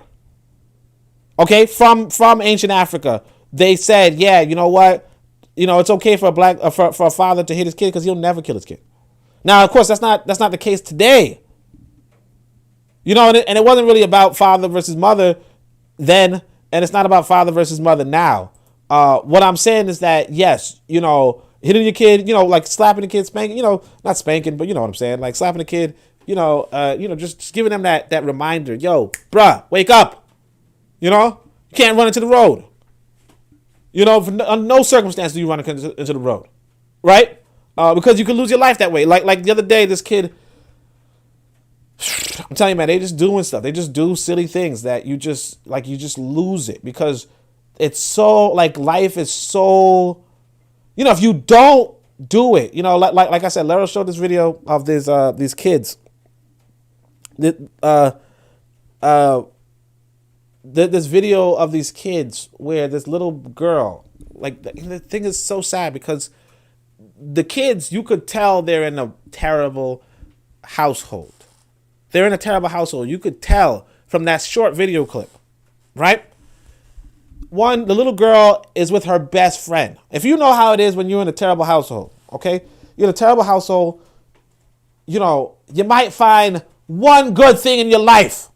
And that could be your cousin. So she's hanging out with her cousin. She finally gets to hang out with her cousin. Her family is just ignoring her, whatever. She's holding a gun to her cousin's head. Why? Because she's flexing for the gram, right? Doesn't make sense. But she's doing that because she's a fucking kid. She's a kid. But kids, again, they are not wise. They're intelligent. They're not wise. Okay? She's 14. He's 12. Right? Or maybe she's 12 and he's 14. I don't know. But point is, has a gun pointed to his head, just kind of just in front of the gram. Then the gun goes off. Kills the kid instantly. Kills the boy instantly. The girl freaks out. Oh, no, I killed my best friend. Oh, no. Then off camera, she picks up the gun and shoots herself. And then her family is like, what are y'all doing? Hey, open the door. Open the door. And they start banging the door. And they cursing at each other and yelling at each other. And that's it. 2 kids dead. Because you have to, and it's not like, and I'm not saying that they wasn't, their parents wasn't giving them the hits or whatever, but I don't know. But it's just because like I'm saying to myself, what a sweet, like how, because I one time some brother did ask me, like, he sent me this video, and I was like, no, he's like, did you see this video? And I was looking at it, I was like, why did she kill herself? I said, why did she kill herself? And he's like, I don't know. But I'm like, either this girl is very sweet, very loving, that she just lost her best friend and said, I can't live like that. I can't live with that. Right? Or she's that afraid of her family where she says, yeah, I'm not going to go through whatever torture they have in mind for me.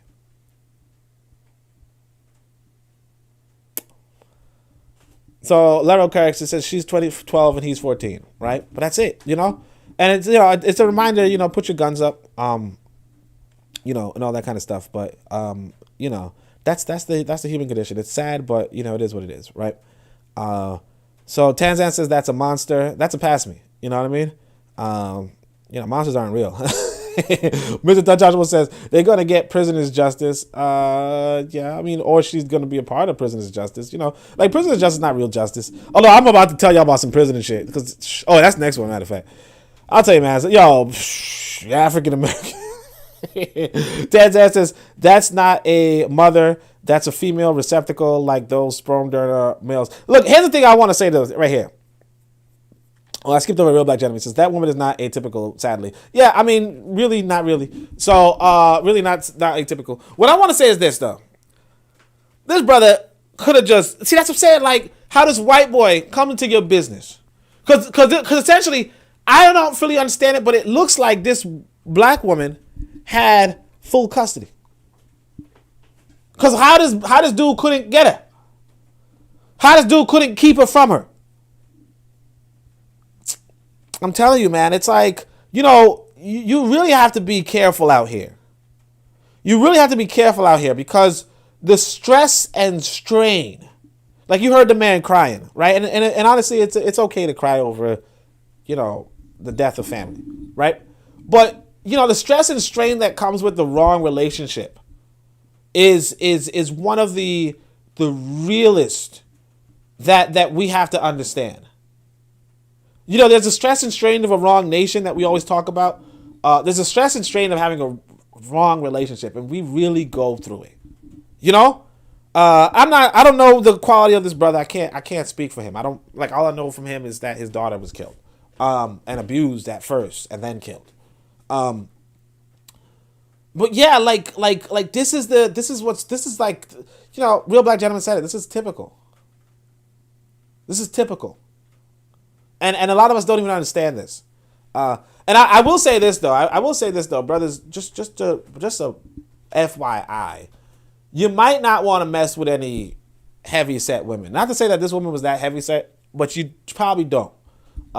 And you obviously don't want to be heavy set yourself. But I want to understand that hormonally, like I think somebody said it before. They said if you ever see a really dramatic woman, like a really dramatic and moody and all that kind of stuff woman, like she's usually heavy set, and obviously it's not necessarily always the case. You're going to see, thinner women who are, who you might say that be, you know what I mean? Like you might, I mean, that's probably a thing. I don't know. But just understand that maybe possibly on a biological or a biochemical level that the excess toxins in a person's body can impact them hormonally and their moods.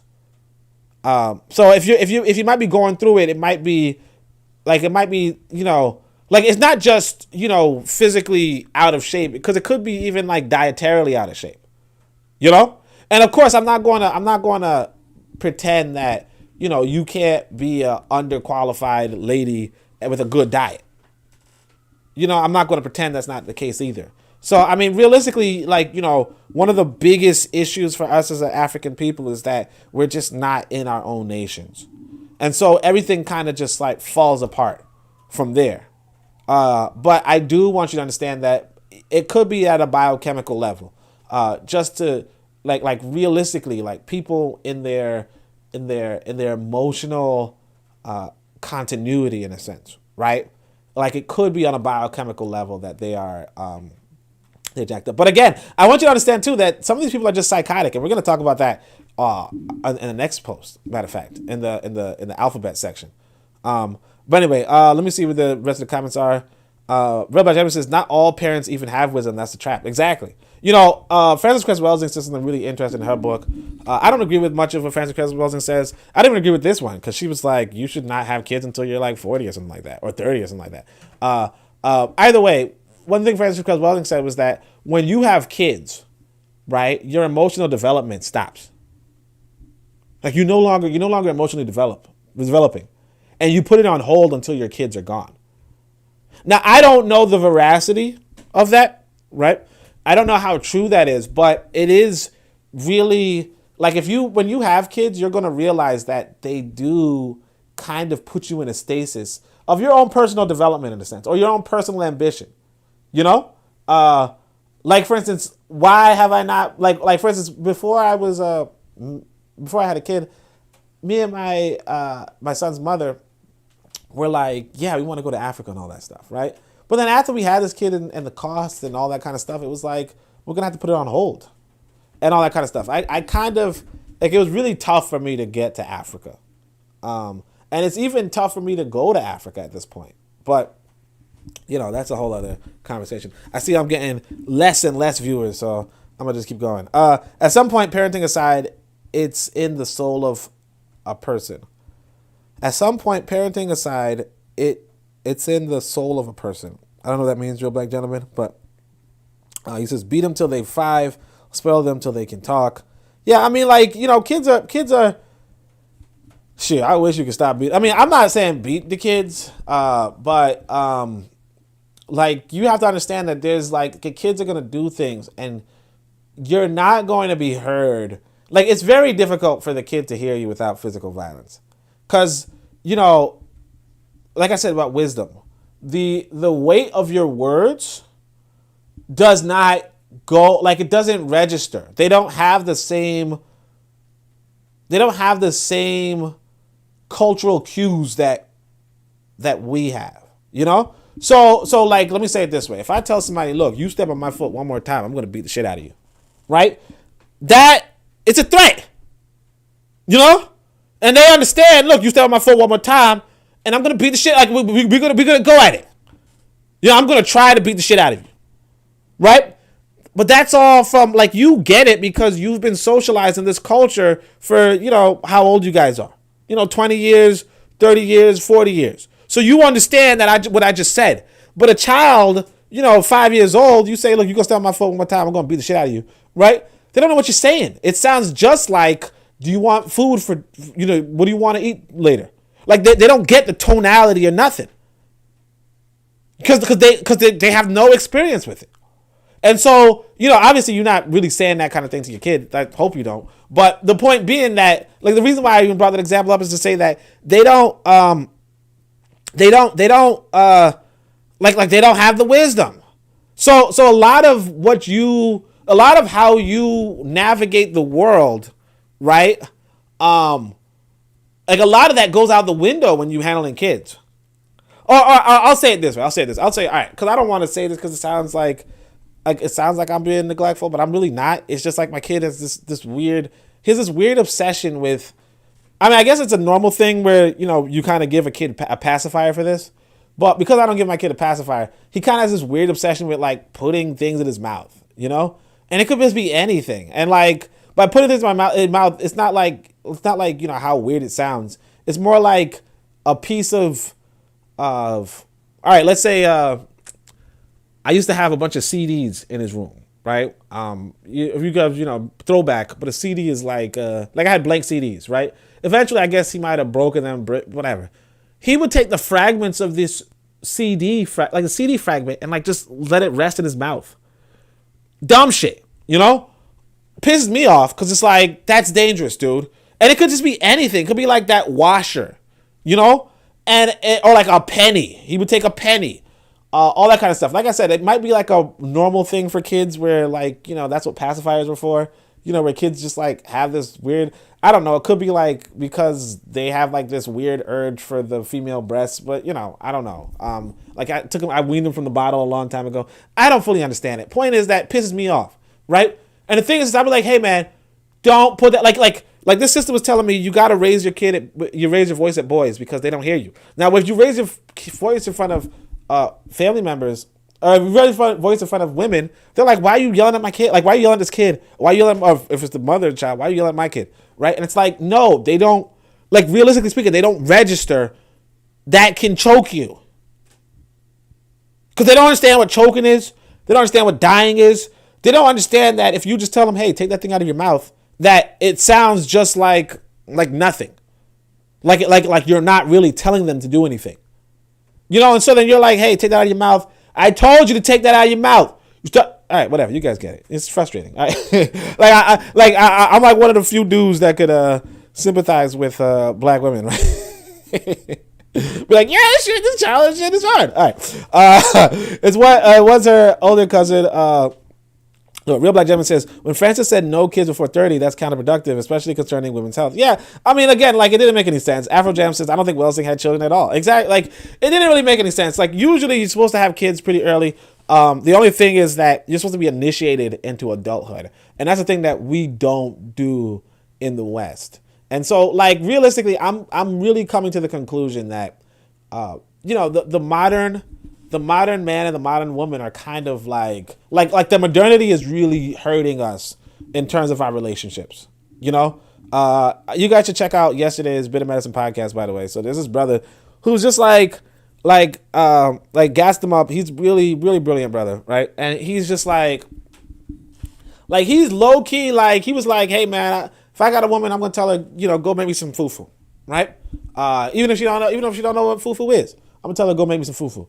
And it's like, you know, a lot of us, you know, I mean, the other brothers didn't say anything, but you know, a lot of modern men are like, we could do that, you know, like what? You know what I'm saying? Like what? You know, because I tell you, the modern woman, you tell her, hey, go make me some fufu, she's like, yo, fuck you. Like, what the fuck are you talking about? I mean, you a damn plate. What the fuck are you talking about? So, I mean, and like realistically speaking, I'm telling you, it's tougher. But see, the thing is that a woman going through initiation, she go in the initiation circle. The women are gonna tell her, yeah, make this make him some fufu. Just make them do fufu. You're not asking for much, you know. In the initiation circle, you know, the boys are gonna be told, hey man, you know, make sure you give your lady this, that, so on and so forth, right? And so you prepared to be in a relationship where the woman, you don't even gotta tell the woman nothing, you know, where she's like, hey, there's fufu on the table, you know, and you're like, oh, thanks, babe, but you know. And hey, you want to watch a movie? I know you. Or you want to go out and do something? She's like, yeah, you know I do. And that's it. Because you went through initiation, you were prepared by men, or you were prepared by women in order to really please one another. But then the modern sensibility is kind of like, nah, man, fuck you. You know, I gotta look out for myself first. And I mean, it's a reality. I just want to say that. So I'm really wrestling with this idea. I'm wondering if I should present it in an essay form in a later book, but you know, and like part of me is like, you know, I could, because like who's gonna read it anyway? I gotta stop beating myself up. But here's this. Oh yeah, so this shit. Okay.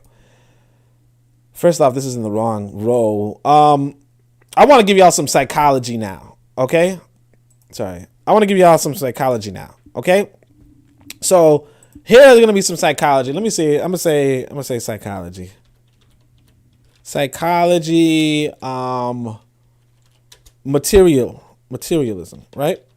So I want you to understand this. I want you to understand that this is actually a psychopathy. Now, above and beyond the quote unquote modern deficiency, the deficiencies of modernism on the African relationship, I want you to understand that, especially in America, I'm gonna say it this way: African Americans, in particular, but not just them, but in particular, there's something psychologically off.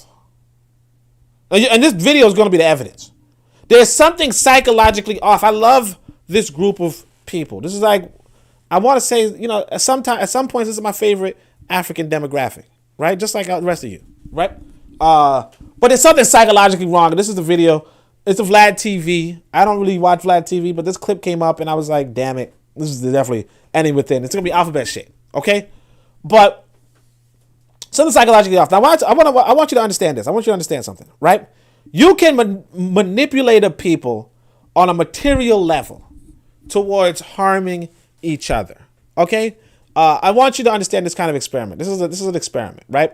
You got 10 people in a cell, right? 10 people in a cell, okay? And you give them one big plate of food, okay? But enough food to feed 5 people, right?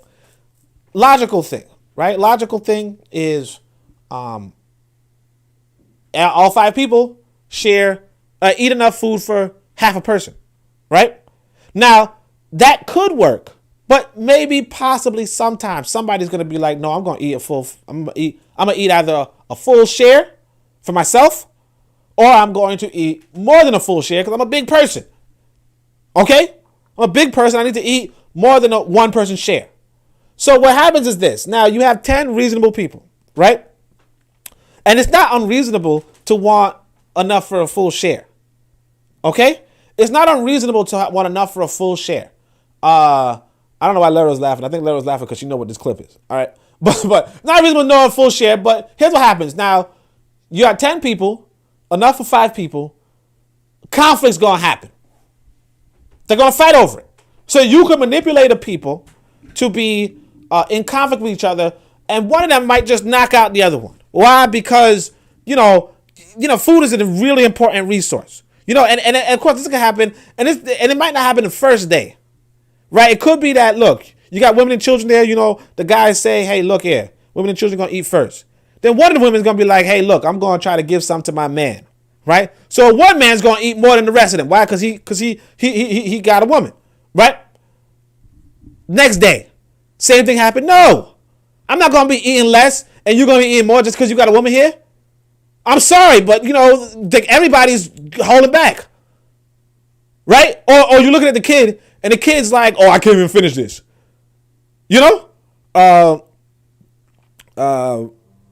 Arthur George said he's late. He said he just got finished watching Spook Was Out by the Door. All right. Well, appreciate you here. I mentioned you earlier, so you already know. But anyway, so next day it's like I'm getting pissed just thinking about some dude eating more than me. Like, why the fuck is he eating more, right? So, fight might happen, right? But that fight is probably gonna just be you knocking the shit out of this dude. Period. Right? If you're a bigger guy and you want to eat, enough for one person, right? That's it. You want to eat more enough for one person. The rest of the people gotta share scraps. That's how it is. You the biggest dude. Period. Right? Go forward, right? You might say, well, look, 5, I could eat half a share. I'm good. That won't manipulate me. What if you're sharing 10 people sharing enough for 3 people? You understand? Now you're going to go buy a third of a share? What if it's 10 people sharing off for one person? You understand? And I mean, some people will say, hey, look, man, you shouldn't be angry at the other inmates. You should be angry at the system. No, you're going to be angry at the other inmates because the other inmates taking your food. And you can't do anything about the system anyway. A lot of times we say we should fight the system. Yeah, you should fight the system. But, you should never be in the fucking prison for the system, period. Either way, I say all this to say that you could be manipulated materially. Like I said, the origin of ideas, there are 4 origins of ideas. Psychology, your psychology, your ecology, right? That's the material. Okay, your material surrounding your environment can influence your ideas. You being food deprived can influence your ideas. Suddenly, that brother that you was right next to, you no longer that like that with him, right? Other one is ideologically. You could just have an ideology that's just like fuck it. I'm all about eating for myself. Period. Right?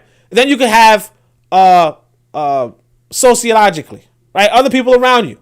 Somebody comes around and says, hey, look, man, we got to get together and beat this motherfucker because he's eating all the food. Or we got to get rid of this motherfucker because he's the reason why we can't share. Okay? All right. Or even like sociologically, you can be like, hey, look, we got to go against the system. The system is depriving us. It's not us. It's a system. Right? Whatever. You have 4 origins. However, African Americans, no disrespect, something psychologically wrong. And this clip right here is going to show you what I mean. Because look, you could, if you being the motherfucker in prison, I get it. I don't like it, but I get it. I get it. These people went above and beyond a simple beating. Listen to this. And they're giddy about it. And they're telling it to a white boy about it. It's sickening. Psychologically off. It's gay. This is exactly why I'll never do anything that could put me in jail. Shit started from.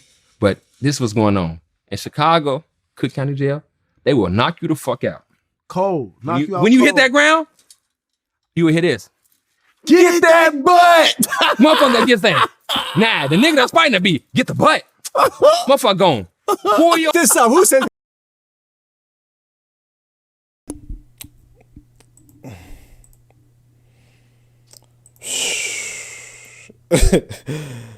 All right, so yeah, you know, I mean, like,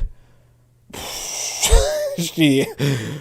All right. I forgot to read the comments earlier, so let me look at the comments. I mean, this is grown. These are grown men. All right. Real Black Gentleman says Africans are letting the white man manage black folks' fertility. Let's keep it a buck. Africans are letting the white man manage black folks. Yeah, I mean, black folk. Yeah. Like, that's so sad. Like, you see how energetic that dude was? I mean, like, these are grown men. These are not kids. Not that it would be right for kids, but these are, like I said, something gotta be psychologically off. You know, it's like something gotta be psychologically off. You know, cause I said, like, I would knock a guy out. I would, but like never. Like never.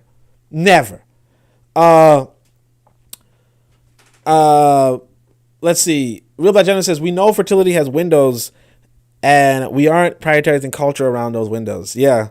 That's true. Arthur says, I'm late, just finished, blah, blah. Kofi says it's a good movie. Lero says, no, that's just so crazy though. I shed real tears over that. They gotta check in on our people, dog. This too much. Laugh my ass off. Kofi's like, oh, what? Lero says therapy ASAP. Afrojam says American culture is very gay. It's very gay. It's like, it's legit the gayest culture on the fucking planet at this point.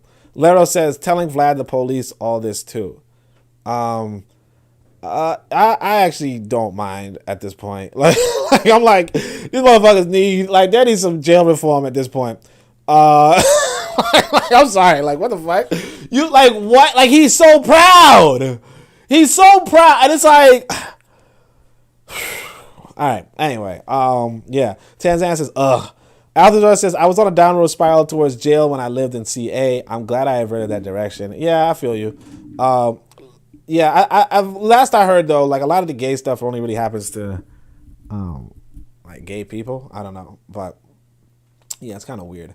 Bit of Medicine says, what the yeah, and it tells me I don't watch Vlad TV. I feel like Vlad's a Russian name, don't it? But anyway, Kofi says that's some different level stuff. Yeah, mass psychosis for sure. I mean, there's something wrong. Because like I said, like, the origin of your ideas can come from multiple sources. But like, why would you think, like, because I know, like, you knock a man out, you already show dominance. You know? You slap a man in the face. You show dominance.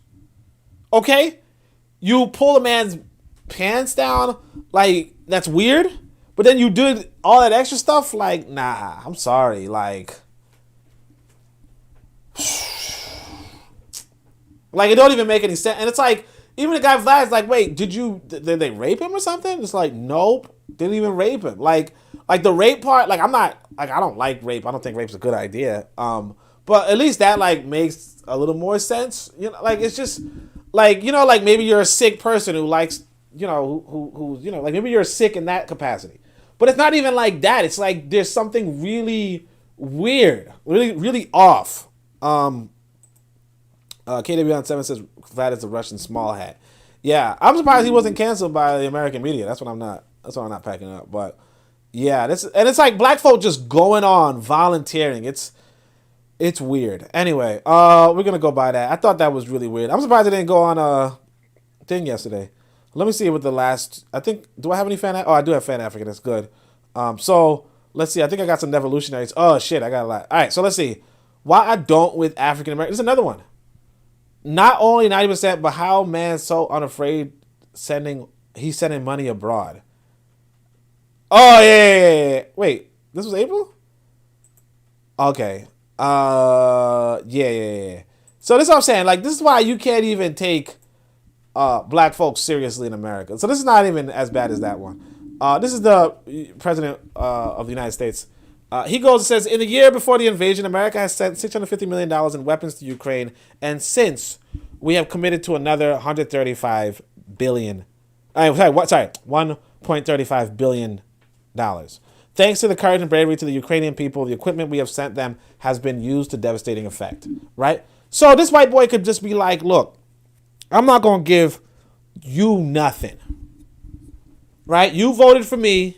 You voted for me and you voted me into office. And the thing about the Democrats is this. Real talk. The white folk want Republicans. Okay? White folk want Republicans. Okay? Or let's say it's like a 60-40 split. Okay? Most white folk want Republicans. Maybe 40% of white folk want Democrats. Okay? What happens is this, though. Because there's a good number of African Americans and Latinos and so on and so forth, right? Because there's a good number of people who aren't white, right? The Democrats win. Because they are voting for the Democrats. But you would think, okay, because the Democrats pretty much owe their victory towards, the non-whites, like other non-whites, you would think that the agenda would be somewhat towards them.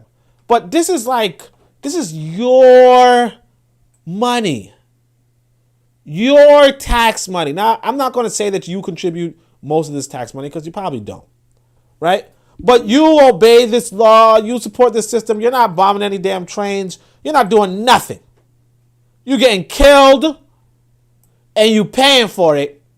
And you're giving all these weapons to Ukraine. Like I said, man, the thing is that, like, black folk were saying, hey, man, look, I don't vote because I'm a revolutionary. I don't vote because I'm a revolutionary and I'm about revolution and I can't support this system because I'm revolution. Blah, blah, blah, blah. Where's this revolution? Like, I can't fucks with y'all. Tax day is coming up and you filled it out and this is where it's going. We can't. You understand? All right. I don't even give a shit. Let's go. This one is take your shoes off in my house. What does this mean? Take your shoes off in my house. And that's just a general rule. I think about that often. If you're in my house, you take your shoes off. Period. And if you don't want to, just don't come to my house. So here's some idiot. Let me see what the comments are. I see Harsh Reality Podcast is here, so let me see what the comments are. Afrojam says Ukrainian. Real Black Gentleman says, that remind me of Ishakamusha Barashenko. He talked about the battle sodomy of the defeated. Yeah. I mean, it's some white shit. But it's just like weird that we doing it. Harsh Reality Podcast says, Cook County is gladiator school. It's why most people there actually prefer Supermax. You've kept to your cell and people there facing real time. So less macho bullshit. Yeah, so Cook County is not a place you want to go. And I'm saying, like, prison is not really that fun for a lot of people. I remember somebody was telling me, hey, living in Nigeria is worse than American prisons. And I was like, nah. No, American prisons definitely worse. Hey, Arthur George says, the revolution is the restructuring of our lives. The revolution is in supporting black art that is a live thing to the people. Nah, see, look, the revolution is in educating our children to be African. Look. Here's the reality. I want people to understand. Revolution is about bloodshed. I like these things. I think these are great. What I was just talking about, that's not revolution. That's just be common sense. We say that's revolution. Like our prodigy with the ancestors. We say that's revolution because we're not doing it, and it would just be different. It would be a change. We look at revolution as change and transformation. That's not revolution. Revolution is taking over the government. Revolution is taking over the government. And with using violence as a means to an end. You know, and that's why I think that we as a people, that's why I personally don't use the word revolution too much. Because I understand that with regard to this government, I don't have any intentions. You know, especially after, like, I don't have any intentions. I recognize that this white boy took it. This white boy stole it. And it's his. And it got nothing, and really, like, at this point, it's like, it got nothing to do with me.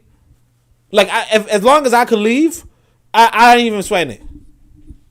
This white boy's just going to take this money, you know, make this money. Ain't no way, you know what I'm saying? He take this fucking money.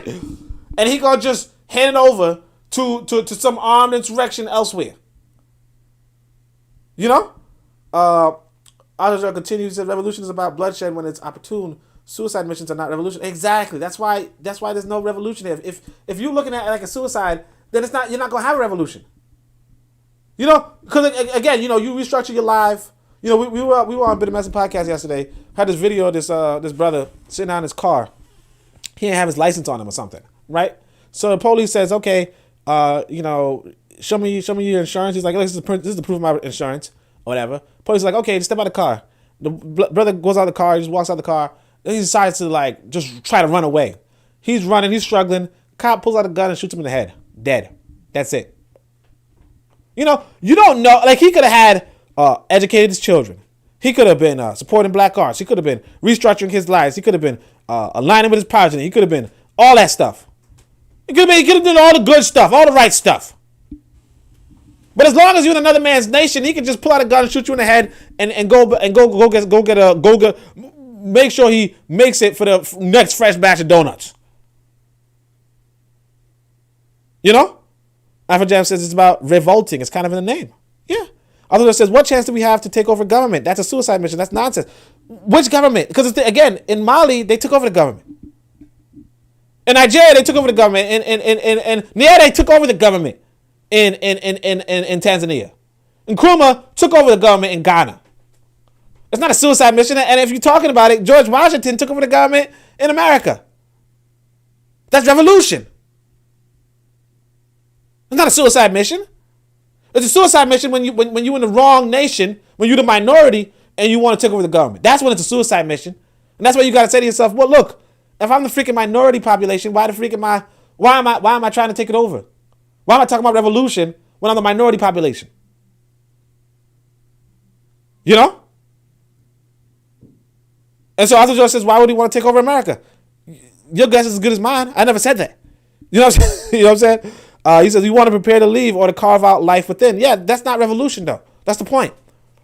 Real Black Gentleman says, revolution is when them bras burn Compare's parliament and the Supreme Court in Burkina Faso because they still loved Sankofa's revolution. Exactly.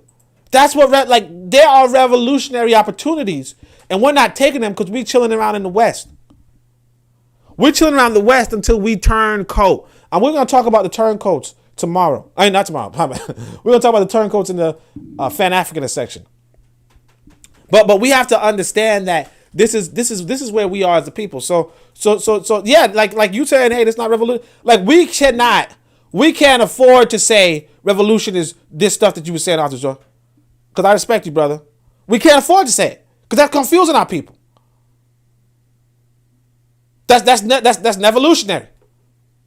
Because you're never going to have a revolution that way. What we have to do is we got to go to Africa and build up a strong nation. That's it. The revolution we want is to have a United States of Africa. The revolution is defined and create a new vision for our people in Africa. That was semi-revolution. Yeah. Yeah, but you're not gonna have a revolution in Africa from America. I mean, what you can do, because like I said, you know, I don't mind these white boys like that. You know, so you study Lenin. Lenin was not in Russia at the start of the Bolshevik Revolution. Okay, he was working out in the other countries, stirring up the masses towards revolution. Okay, he was stirring up the masses of Russia towards revolution, but he wasn't in Russia at the time because they were going to kill him. They were going to gut him. But eventually, when the revolution started happening, he came through. You know, so you know if you're in the West, you should be trying to coordinate revolution in whatever country you're trying to be in Africa. But we're not really trying to do that. We're not really trying to do that. What we doing is we sit in the West and we doing what this lady's doing. It's evolutionary right here. Hold on a second. Let me see what the comments are. Now, let me just go read the comment quickly. Let me read the thing. So Twitter has a freaking website. Nice little social media platform, right? It's like, you good? Right? Black person. Probably in the middle of Africa, matter of fact. Says, why are you monitoring us as Africans when we discuss our own African matters without inciting violence on anyone? First off, you're not inciting violence on anyone, you a bitch. Not say that I incite violence on people, so I shouldn't even say that, because that y'all might just turn around and be like, well, you a bitch too, Oni. You ain't you just say you ain't inciting violence. But what I'm saying is this. This white boy creates a platform and you asking him why he monitoring you? Because it's his platform, stupid. What do you think he's supposed to be doing? Like he's not monitoring Facebook. You know, if he was monitoring Facebook, you might have a point. Be like, why are you monitoring Facebook? You on Twitter. You know? If he's monitoring your bank account, you might have a point. Why are you monitoring my bank account? You on Twitter. But you're on Twitter. Of course Twitter gonna be monitoring you, stupid. Why are you monitoring us as Africans? The way how we just want everything to be our way without doing anything for ourselves is abysmal. Is abysmal. And by the way, for that last video, the one with the weirdos, the queerdos, right?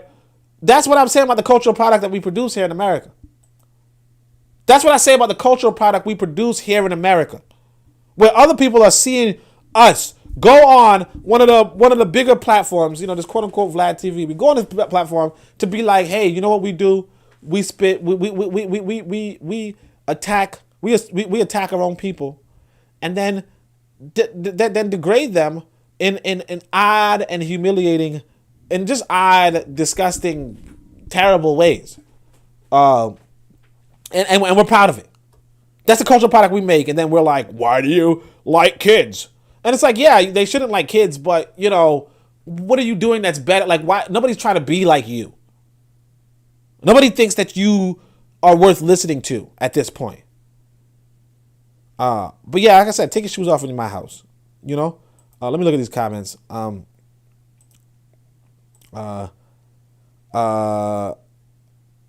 me see something. So, Lero says, okay, you preaching, bro. Lero says, revolution in America is a fool's mission. Truly. That's what it is. Alder says, part of what is to educate and recruit black African people within America, but we have to have a decided goal. Yeah, but you in America recruiting people, you're recruiting soldiers in America while the rest of the world is happening outside of America. You know? Alder says, fuck Lenin. Yeah, I mean, he's dead, so sure. Real Black Gentleman says, internal migration is a remedy to black folks. It happened a few times before, and it can happen again. Yeah, I mean, but again, like you know, we really have to go about with this political education thing. Like we really do, because the reality is this. Like let's be real. If like what's going on right now in the West is that you have to be pretty popular to, like, for instance, all right, let's say it this way. Biden just did that fuck shit. He's doing fuck shit, right? Is Biden going to be president? Is Biden going to be reelected? You know, the odds are in his favor that he will be reelected, notwithstanding the fuck shit, because there's no contender. There's no contender. And so, you know, even if you say, hey, look, man, we make a black state, you know, the odds of one of us, like, again, there's 6 people listening to me right now. The odds of one of us, 6 people, becoming the leaders in this quote unquote American state, which again wouldn't even be a good idea, but the odds of us, one of the 6 of us, are slim to none. You know, the odds of Regina King being the president or whatever, or the governor, is much higher. No disrespect to Regina King, one of my favorite actresses, right? No disrespect to her, but that's the reality of this world. That we don't have the political education. You know, the thing with, you know, like Arthur just said, fuck Lenin, whatever, right? The thing about Lenin is that, yeah, the odds of him becoming the leader of a new Russia were pretty high because it was his political party that was revolting. Okay? Arthur says, we don't want to start fights we can't win. Just having a skirmish for the sake of having a skirmish is stupid. I don't know anybody who's saying we should have a skirmish. Real Black Gentleman says, we just need to have 51% of the political power in the strategic domain. Again, the thing is this, we're in another man's nation. It's really complicated, but look, when you're in another man's nation, he controls the borders. When he controls your borders, it's like you're really screwed. You know? When like if anybody controls your, like, the thing that you want to accomplish when you talk about nation building is border control. You know? Like for instance, for me to say, hey, look, I don't want no white boy in my community, right? I can't say that if I'm in another man's, if I don't control my borders. Like, border control is the most important thing, and you're just not getting that in America. You're just not going to get that in America. So it's just like, I don't believe in it. I personally wouldn't do it because I don't see how you could possibly get border control in America. You know? Like, shit, fucking Ukraine doesn't even have border control at this point. You know? like you don't have no border control. So anyway, Real Black Gentleman says, and maybe 25% of the economic. Arthur George says, Black African people need to be united in a goal and be able to testify as to how their actions are advancing their stated goal. Of course, revolution is the goal, but not every action is going to be seen as revolutionary. That's fine, as long as it's building towards the agreed upon goal. Yeah, Black folk don't have no goal at this point, but I feel you. That's why I say political education is really important. Real Black Gentleman says, the problem is if our 51% is going to be counter to our ultimate aims, LGBT. See what I'm saying? That's it. And your 51% is going to definitely be LGBT. Because your people, like, again, like, you know, Arthur George doesn't like it, but our people were consumed with celebrity gossip this week. Real Black Gentleman says, fuck the 51%. It's about us having well-defined goals. We don't even have a well-defined goal so we can support and promote our tribe. Yeah, exactly. Like, again, we don't have political education. That's how I said it. We don't have political education. We don't even know what we politically want. We don't have political ambition. We're not supporting political parties. It's almost a joke. But again, like I said, if you're in the middle of America and you're like, hey, let's get together, let's get a body politic, you're not going to have to protect your borders. Like, you know, what's this 51%? What does that even mean? You know, oh, we got the voting majority. Okay, but you're not going to have that kind of voting sovereignty because you're never going to be able to protect your borders if you're a part of a federal system. New York can't block out Michigan. You know? It can't. Like, no matter how much New York wants to, because New York, you know, like, I'm going to say we're always like, man, let's get away from America. Let's fuck America. Let's just be New York, you know? Of course we can't really do that, but like I said, you can't, like not only can we not survive that, you know, on our own per se, but realistically speaking, you just can't do that. You're in a system. We're going to have to outwit and outcharm middle America and have them sympathize with our ends, have them think about anything but us. Yeah, that's, you know, it's unlikely. You know, like again, it's wishful thinking. I think that, like I said, in Mali, they just did it. We could probably do it too. So let's see. This one, the white man is just testing you. Money ain't it. What does that mean? So a lot of these I just kind of put up earlier in the week, so I don't even know what this means, but let's see. The white man is just testing you. Money ain't it. Let's see what this is. On the whole. So, all right. So let's say this is why they don't want intelligent black people on their shows with knowledge of self-history. So I want you to understand right here. This white boy, I'm starting to pick up on this. So, like I said this yesterday on the Shoot the Breeze, right? I said, look, a lot of times we say the white boy is always lying to us. White boy is not even lying to us at some point. And sometimes when you in a debate or an argument with white people, they tell you the truth. You just don't want to hear it. You know, like I said, like I said yesterday, white boy would be like, hey, look, go back to Africa. And you'd be like, man, shut the fuck up, man. You something so blah, blah, blah, blah. And it's like, he's really giving you some good advice. He's like, hey, you know, if you really want to be free, maybe make a nation of your own. And you just don't want to hear it.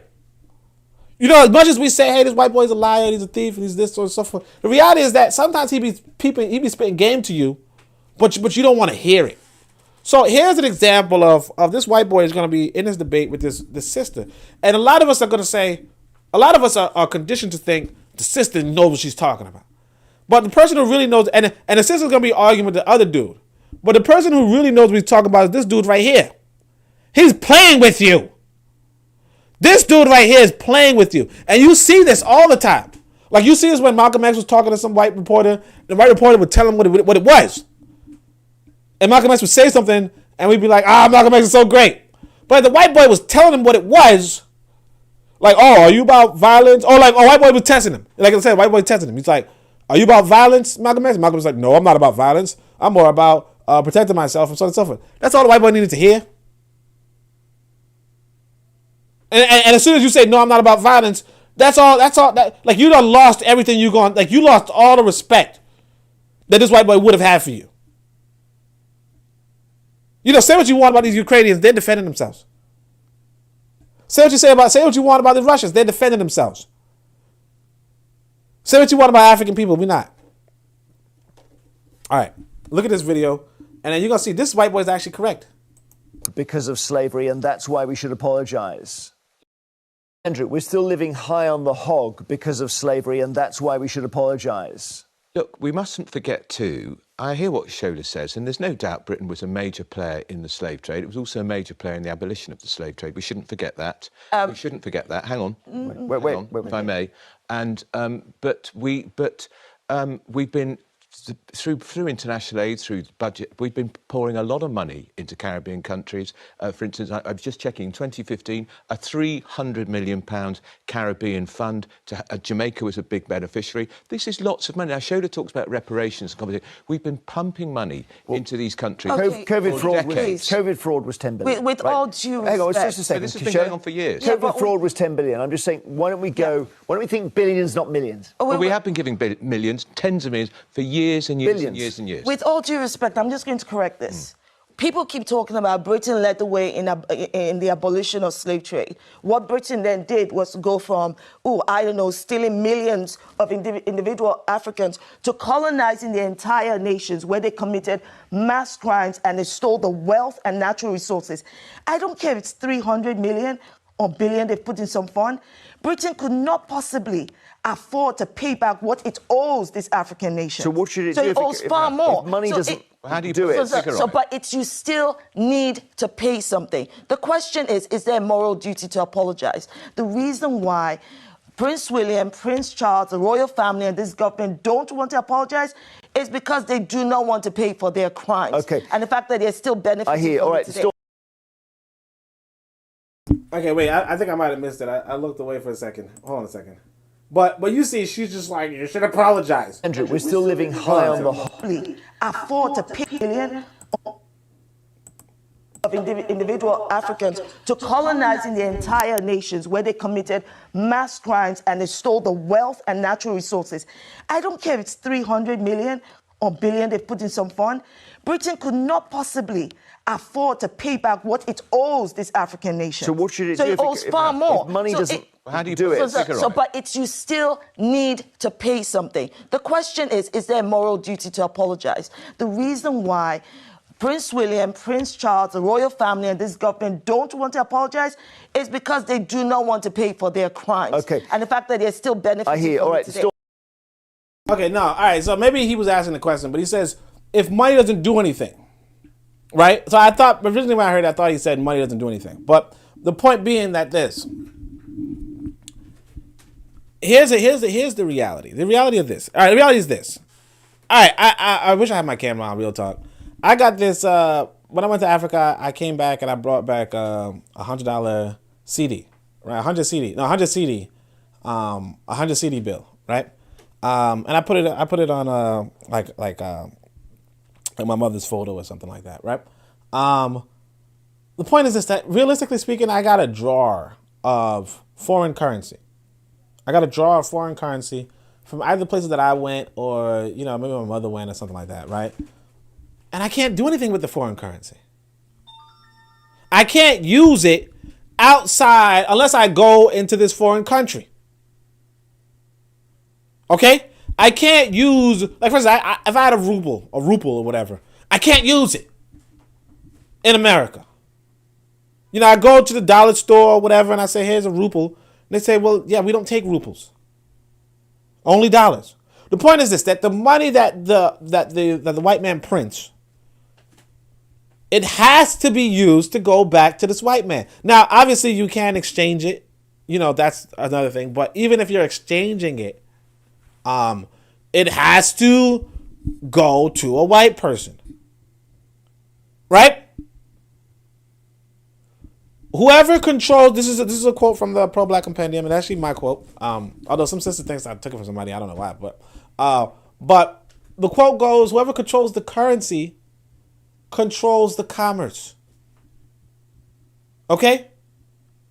Whoever controls the currency controls the commerce, and I don't recall taking it from anybody. I don't remember. But what I'm gonna say is that it's common sense. This white boy could give you all the money on the planet. You have to give it right back. Unless you're going to exchange it all for foreign currency, you have to give the money right back. And so, there's this brother, Kofi actually mentioned it. He said he started reading Edward Blyden's book. Blyden has this book. I can't remember the name of it. I think Elevation, the Condition. No. Maybe Conditions of Elevation of African People. I don't know. Can't remember. But Blyden has this book where he's like, because he's considered like the father of Pan-Africanism, if you will. And what happens in this book is that Blyden says the rule of the West is that, and this is inside, I put this aside as Zubiri, right? But he said the rule of the West is that any money you get has to go back to the white man. Money doesn't do anything. Money could stop you from needing to work that day. Like you got $100,000 in the bank. You don't have to go to work today. You don't gotta go to work today. But as soon as that money runs out, because it's gonna run out,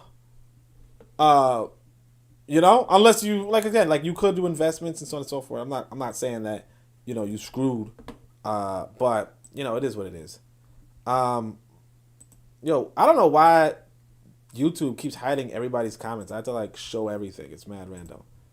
All right, so let me look at the comments, see what I go on, or what's going on for those of you who might not know what I said. We're going to have to outwit, so I don't know about this outwitting stuff. Aldazor says, we just need to know who are our brothers and sisters so that we can align with them and support them in our action. Political education, that's a complicated idea. I've heard it boiled down to being on code. What is the code? What are we working towards?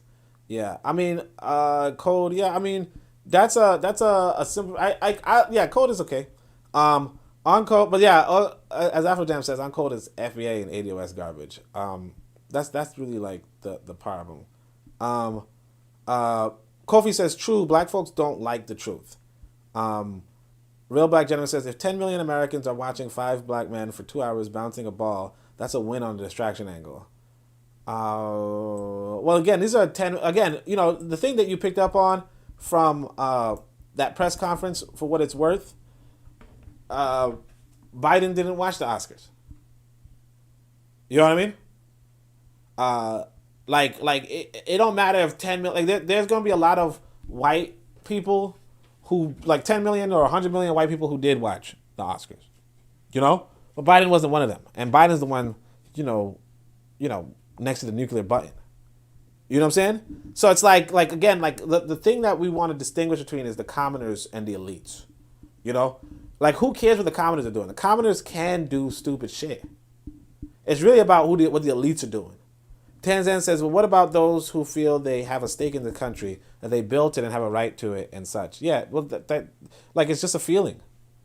It's just a feeling. And the thing is that you can feel like you have here's the thing I like about my parents or my upbringing, or what I like about, essentially, during Garvey's time, they were saying that the Caribbean is a little different from the quote unquote African American, and that the Caribbean has a personality where he's kind of like a vagrant, or not a vagrant, but he could move around. He likes to move around and explore, and he could be a pioneer in that sense, right?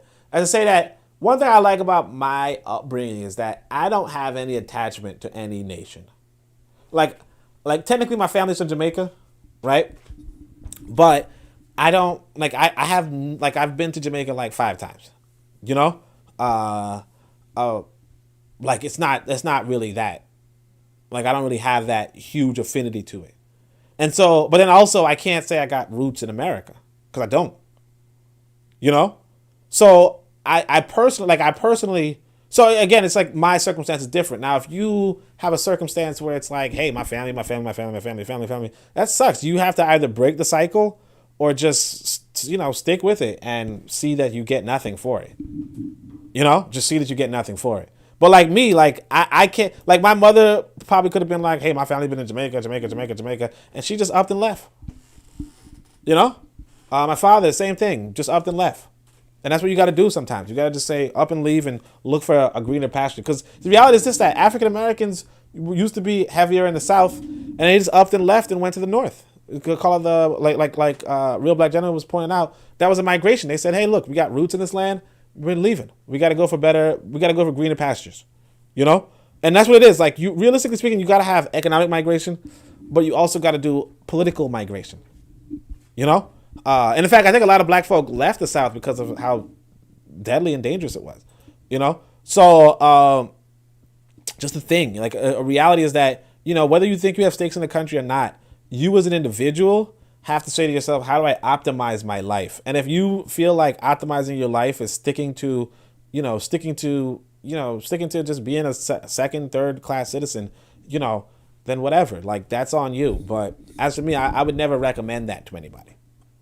I would never recommend that to anybody. I'm not saying that it would be easy. Not to say I wouldn't recommend that. I shouldn't say that. Sorry, I shouldn't say that. I'm saying, look, if that's what you feel like, if that's what you're comfortable with, then go for it. You know what I mean? So I guess I'd recommend it. If that's what you're comfortable with, but I don't know if that's really consistent with the best form of reasoning in terms of what future we're trying to put out in the sense of what Ajazor is talking about. You know, if we really want a future where our people are like first, our people are doing well for themselves, where we have nice cultural products and all that kind of stuff, then yeah, no, this whole I built this country. Yeah, first off, you didn't build the country, but second of all, you know, it is what it is. You know, like you got a right to another man's country. That doesn't make any damn sense in any way. But Rather Dress says, shoot me in the head if you see me on a white person show. Well, look, I'm not gonna say the same thing because, you know, you never know if a white person gonna put me on their show. Somebody gonna try to shoot me. Like, what the fuck? Did I say that? I ain't gonna say that shit. But a Real Black Gentleman says, break it down to manageable chunks. You know? Yep. The only fucking conversation that we need to have is amongst ourselves. Imagine me arguing. Hold on a second. Let's skip down. Imagine me arguing with a white person about what Britain did. Yeah, FOH. Yeah. I mean, it is like, again, if you're trying to get money from this white boy, you got to convince him. You know, like that's what it is. I don't know why you're trying to get money from this white boy, but if you're trying to, that you got to convince him because it's his money. Reparations is just a silly all around to me. Nobody is paying moral debts. Yeah, that's not a real thing. Afro Jam says there are worse Negroes here who want to argue they are English as an Englishman. Yeah, I mean, look, we got Americans who think they're Americans, you know? We got, you know, like if somebody robs me and beats me up, do they owe me or do I need to get my lick back? It's just low self-esteem to me, exactly. Little says, I don't need my lick back. I need to restore myself. My life, the life of my people is more important than the violators. I'm concentrating on my life. So, yeah, that's a good point, too. Like, what you got to do is you got to make sure you can stop the next motherfucker. Or you got to stop the next person from doing anything to you again. See, when you ask for reparations, you're not stopping them from doing anything to you again. You're just saying, well, you did it, and I want to live a better life right next to you. The fuck? Like nobody respects that. Let's keep going. Author says, our unity accomplishes everything. We are not held by their actions. Our unity, which is thankfully available to us, will restore and correct everything. Right? Author feeling optimistic today. Author, you're usually pessimistic. What happened? Applejack says, I've said before, how can you get paid reparations with money with slave owners and beneficiaries' descendants on it? Yeah. Me and you being united in our goal is the only thing that is required for us to advance into our glorious future. Afrojam says, actually a disrespect to our ancestors. Yo, I'm actually reading all these comments, aren't I? Let me go a little faster. Lero says, but these people are looking for justice. That's why I say that. I don't care for the sentiment in its entirety. We're on the same page. Real Black Gentleman says, unity helps if we aren't scattered by geography. Chicago and New York and Houston and Los Angeles, big cities with lots of black people, but our people are way too scattered. Yeah. Kobe says, make sure it says live chat and good stream so far. Make sure it says live chat and good stream so far. What does that mean? How do I do live chat? Oh, some messages such as, oh, okay, my fault. Okay, I got it. I did live chat. All right, good looks. Yo, Kofi, how you know this? All right. All right, let me find out Kofi got a whole YouTube stream. Don't tell anybody. Real black gentleman, I want all black people in Florida because it's closer to Africa than any other place in this country, for real.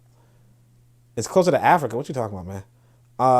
It's talking about the other side of the planet. But I feel you. Other Joy says, Oni, thank you for this time and this space. Respect, my brother. Respect. Bobby Wright showed up. He says, greetings to the pro-black perspective. Greetings, fam. Afrojam says, with a family thing, you can move away and build a new family. That's how new tribes are formed, by branching off and forming new groups. Exactly. Like, if you didn't like what Shaka Zulu was doing, right, you just went away. You know what I mean? You just left your community. You didn't just stay there to let Shaka Zulu run over you. You just stayed there. You know, you moved. You know, that's a thing that humans do. They don't just stick around. And if you just want, so I'll stick around because this is my land. Like, okay, that's fine, but Shaka Zulu's gonna run over you. You know what I mean? Like that's like if you don't see if you know, I a long time ago wrote a story called The Allegory of the Train Tracks, and the idea is that, you know, all of us are on train tracks. You know, and the thing is that you could tell somebody, get off the train track, right? But then you're also on a train track, so it's kind of stupid. So it's like realistically speaking, if you're on train tracks, get the fuck off the train tracks, okay, and then maybe help somebody else off the train tracks. But if they want to stay on the train tracks, then let the fucking train come.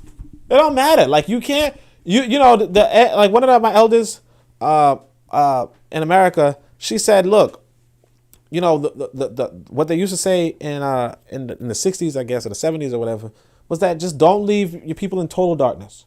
You know, don't leave them in total darkness. They might be in darkness, and you might have to leave them in darkness, but don't leave them in total darkness. So you give them that little light. You say, hey, look, America's not really for you. And you just keep it pushing, keep it moving. If they want to stay in the dark, if they want to stay on the train track, if they see the train coming and they want to stand there, if they see Shaka Zulu on the march, and they just like, shit, this is my home, I'll stay here. And Shaka Zulu will fuck you up. You understand? If they want to stay there, then it's like, okay, deuces. Like, you don't stick around like, well, we gotta stay here. I mean, unless you think that you can fight Shaka Zulu, but if you know you can't fight Shaka Zulu, right? Because again, the British couldn't even fight Shaka Zulu. You know? If you couldn't fight, come on. Let's see. With the family thing, you can move away and build a new home. Yeah, so like you could do that. Bobby Wright says, African people in America can claim roots all we want, but we have no land and no power. Exactly. Afrojam says, new traditions, ideology, way of life, sense of purpose. Bobby Wright says, our only option is Africa. You know, and that's what it is. I mean, some people will say the Caribbean, but Caribbean's tiny. Okay, Caribbean's tiny. But yeah, Africa, that's it. And find a state in Africa. Find somewhere in Africa and just live your free life. Because there are free people in Africa right now. You know, believe it or not, there are free people in Africa right now. Maybe they don't have all the Western comforts, but they have freedom. You know, not everybody's dealing, like, even in Jamaica. When I went to Jamaica, like, they're not, like, there's police brutality, I guess, you know, because that's the part of the police system. There's soldiers, you know, standing outside of stores, like, full assault rifles and all that kind of stuff. But it's not the same, you know? Like I said, I went down there, my grandmother was like, I'm sorry that you guys are dealing with police brutality. Like that, you know? Like, she's hearing the stories in Jamaica, like, shit. And she's telling us that if the police get out of line in Jamaica, the army gonna come to them. You know? Like, the army's gonna be like, no, you ain't coming out of line. Now, of course, the army. You're like, oh, who gonna stop the army? But you know, it's like a whole other, like, okay, hold on a second, I'd rather deal with the police. Nah, just messing. All right, Bobby Rice says, our only option is Africa. Oliver says, look, we can't do Florida, my G. That place scares me. I'm Jamaican, and a lot of us are down there, but Florida's a scary place, hence the Florida man meme. Yeah. Arthur says, love you, Oni. I'm not usually pessimistic. I go to Houston to teach black African students and play music for black African people. I'm optimistic, my brother. Just have no time for the bullshit. I feel you, brother. Real Black Gentleman says, the black man has a alligator to wrestle, right? And then Afrojam says, Caribbean is in America's back garden, unfortunately. So black America is what then? Shit, Black America's the big house. You know what I'm saying? It's a fucking big house. Lero says, I'm sick of the race plight, honestly, and there's just a lot of logic behind repatriation. Yeah, I mean, if you got it like that, the problem with Africa right now is that the economy is not really set up for you, particularly us Westernized Africans, to like really thrive. You know what I mean? Like, let's say, like you got digital marketing skills, but then there's like no digital markets. You know what I mean? It's like you know, like the market is the store lady, and she like barely pulls in $1 every day. You know what I mean? It's not, you know, it's not what you think. You know, it's not worth it. It's not that it's not worth it, but it's like, it's really complicated. And so you're really going to have to understand quite a bit and implement quite a lot in order to really get things going for you. You know? Like I said, I remember back this ADOS debate where this guy was like pointing out to this Pan-Africanist. He was like, you're not going to go to Africa. Look at this big house you're in. Look at, you got a beautiful wife. You got air conditioning. You got this. You got all these luxuries. You're getting that. You have a good job. You're not going to give that all up, right? To go in Africa and do what? You know what I mean? What are you going to do? How are you going to match your living standard? That's the question. You know, a lot of people in the West, we have high living standards. You know, me, I got this internet. You know what I mean? I got this internet. I got, you know, video games. I got this, so on and so forth. You know, right now I'm trying to do some game development. Like, it's not like I could do a lot of this stuff in Africa and I don't mind. But I mean, like, a lot of people don't even have those kind of resources to like be in Africa. Let's just be honest, you know? So again, like, it's really, everything is complicated. The trouble is this: when you're in America, you're going to be consumed by this beast to the point where you turn against your own people, or to the point where you become something completely useless. And so now we're at the Pan-Africanist, and we're going to see two examples. The first example, of course, being the quote-unquote Prince of Pan-Africanism. This is a post from the Prince of Pan-Africanism, one of the leading voices of American Pan-Africanism. Okay? And I'm going to say American Pan-Africanist. So I say the Prince of Jim. The Prince on Jim. So, Arthur Joe, I know you don't like this topic. I'm sorry, but we're just talking about the enemies within. And this was just surprising for me. So this is Dr. Umar Johnson. Ifatunde speaks. So, will someone please tell Jim Carrey to go somewhere and sit his ass down? Carrey says he's angered that Will Smith received a standing ovation after defending his wife's honor at the Oscars. Carrey says he would have sued the Fresh Prince for $20 million. How about he's just jealous that he never won an Oscar, and Will Smith is the only actor ever, black or white, with 10 consecutive #1 box office films. Last time I checked, Jim Carrey got his start on a black show produced by Keenan Ivory and the Wayans family called In Living Color. Had it not been for black people, you may never have become who you are. Additionally, after you made it big from a black platform, you never went back to help those black people who gave birth to your career. How about you're just another jealous racist who can't stand to see a black man doing better than yourself? Now, again, usually you'd be like, hey, who gives a shit about this stuff? You know, and you know, Arthur Joe's going to be on my ass about it. He's probably going to leave for a second. But this is Dr. Umar Johnson. Okay? The quote-unquote Prince of Pan-Africanism, one of the leading voices in Pan-Africanism. Let me see. 168,000 followers on Twitter. Okay? Followed by Keter and 79 other people that I follow. You know? This is a lot of people. In fact, 168,000, and this is not even his biggest platform. Okay? And he's like, hey, look, this is our mentality. This is our voice. This is what we're going to say about this issue.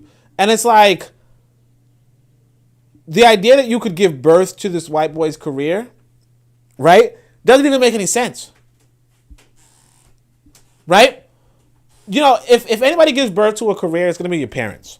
You know? Like, if I want my son inside of computer science, you could come along and be like, hey, look, I'll give your son a good job in computer science. But the reality is this: I started the kid. You know what I'm saying? I started the kid. So I mean, it's just disappointing and depressing. But But and then the whole idea is that you got to come back and give us, we helped you. You got to come back and help us, right? Or what have you. This is where we are as a people. Like I said, they're not going to have this quote unquote revolution. If the leading voices of your people are essentially, not just like any sort of celebrity gossip, but like on the whole, well, we started your career and it was a black show produced by a black family, and therefore, like, if that's how you are, you're not going to advance as a people. You're not going to advance as a people. Tanzan said, hey, what about if I feel like I have a stake here? If you feel like you have a stake here, that's fine. Okay? But the reality is this, right? That even if you feel like you have a stake here, this is your people. If we had a Pan-Africanist village, if we had this united goal Arthur Joyce talking about, and we set up, I could run against Umar Johnson. I could. Okay, I could be like, hey, look, I think we could set this thing forward and this is what we could do, blah, blah, blah, blah. I wouldn't win. It reminds me of Patrice Lumumba. Patrice Lumumba is like, hey, look, I'm going to run against a freaking corrupt-ass African dictator. A corrupt African dictator. The people in Africa still vote for the dictator over Patrice Lumumba. Patrice Lumumba. Now, you might be like, hey, Oni, you're not even that bright. I don't give a fuck. I wouldn't vote for you either. Right? You can say that. Patrice Lumumba is bright. I wouldn't vote for him.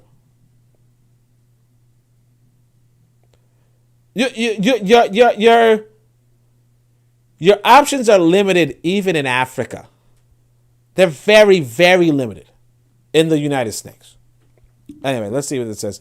Look at this race plight. So, Other says the big house for real. Give your children to this beast. Go run the till. Go keep the peace. I was singing. Kofi says Umar follows the nearly foolish school now. It seems. Wait till the next one. The next one is just like. All right. Lero says Umar says a lot of random sideways stuff at times. He needs to stick to the psychological analysis. No, Umar needs to shut the fuck up and go away. That's what he needs to do. Like he never was.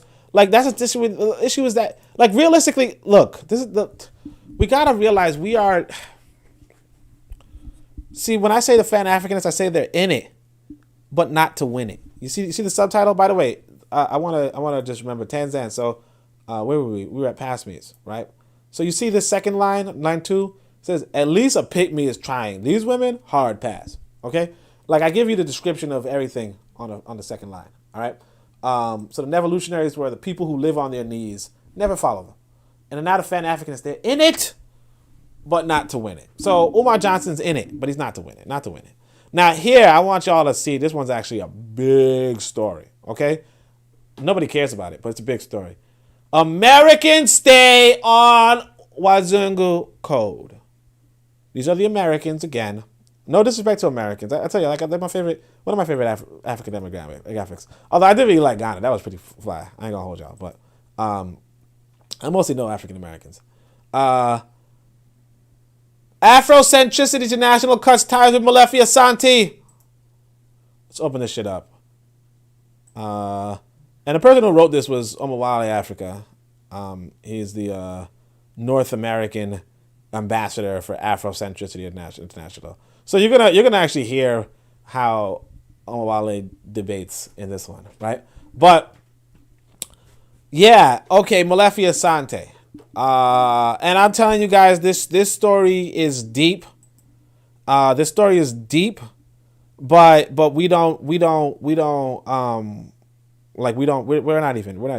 even paying attention.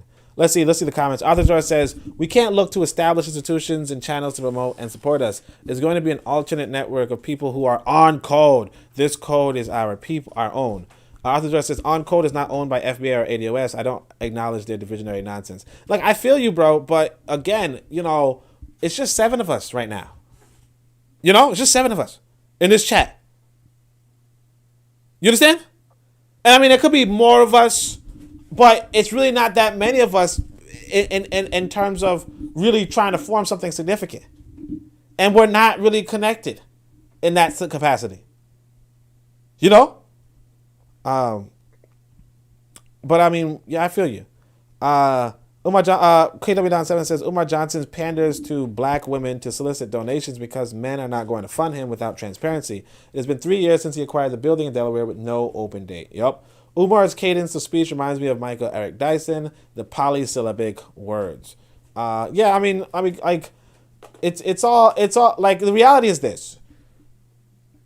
You want to, nobody likes to labor. Nobody likes labor, really. Unless it's like something really meaningful and productive. Nobody likes labor. If you can get by without working, like for instance, if I could sell, like I said, like I could write a political book and I know it's not going to put food on my table. Okay? And that sucks. But if I could write political books and it puts food on my table, damn it, that'd be nice. Imagine. Like it's just like I tell you, when I was in middle school, I took the PSAT and I got back my results, and one of the words I didn't get, one of the analogies I didn't get was this word sinecure, right? Sinecure is the objective. It is a high-paying job with low, like it requires little work.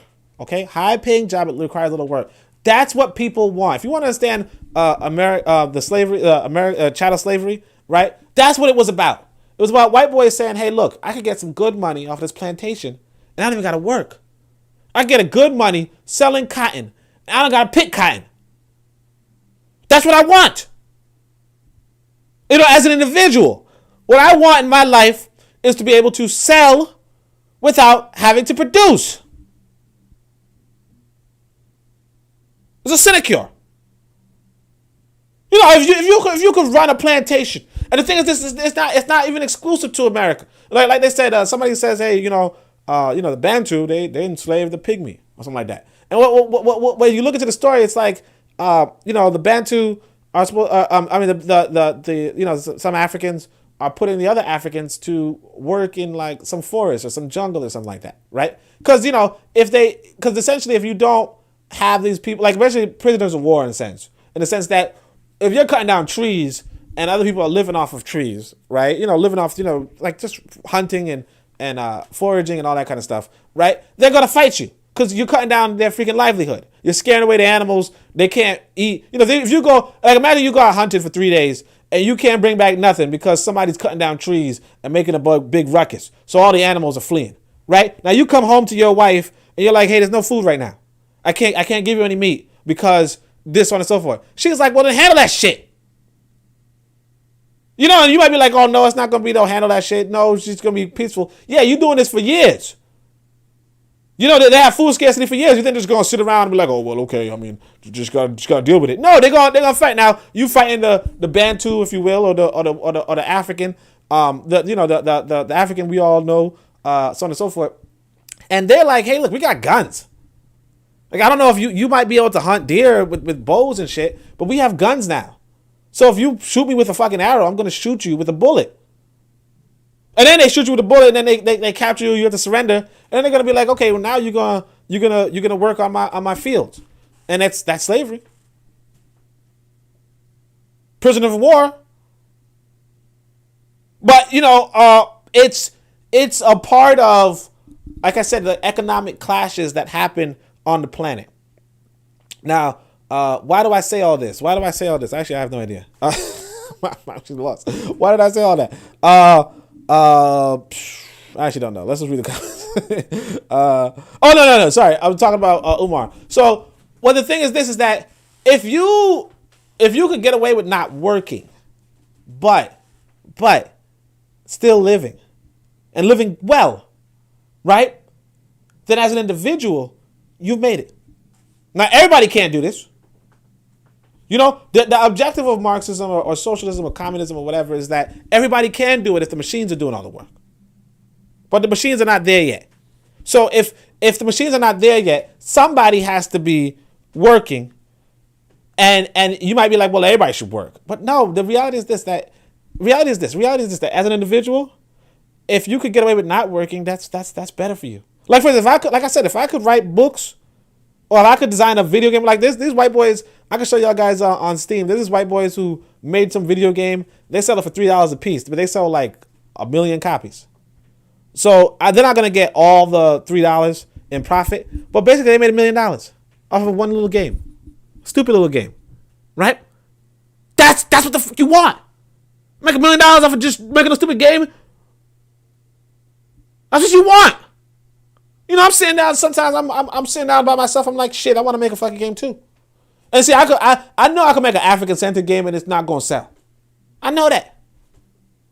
You know, I know I could probably make a game where I'm you know, killing zombies or killing orcs or whatever, and it might sell a little better. I'm telling you what it is.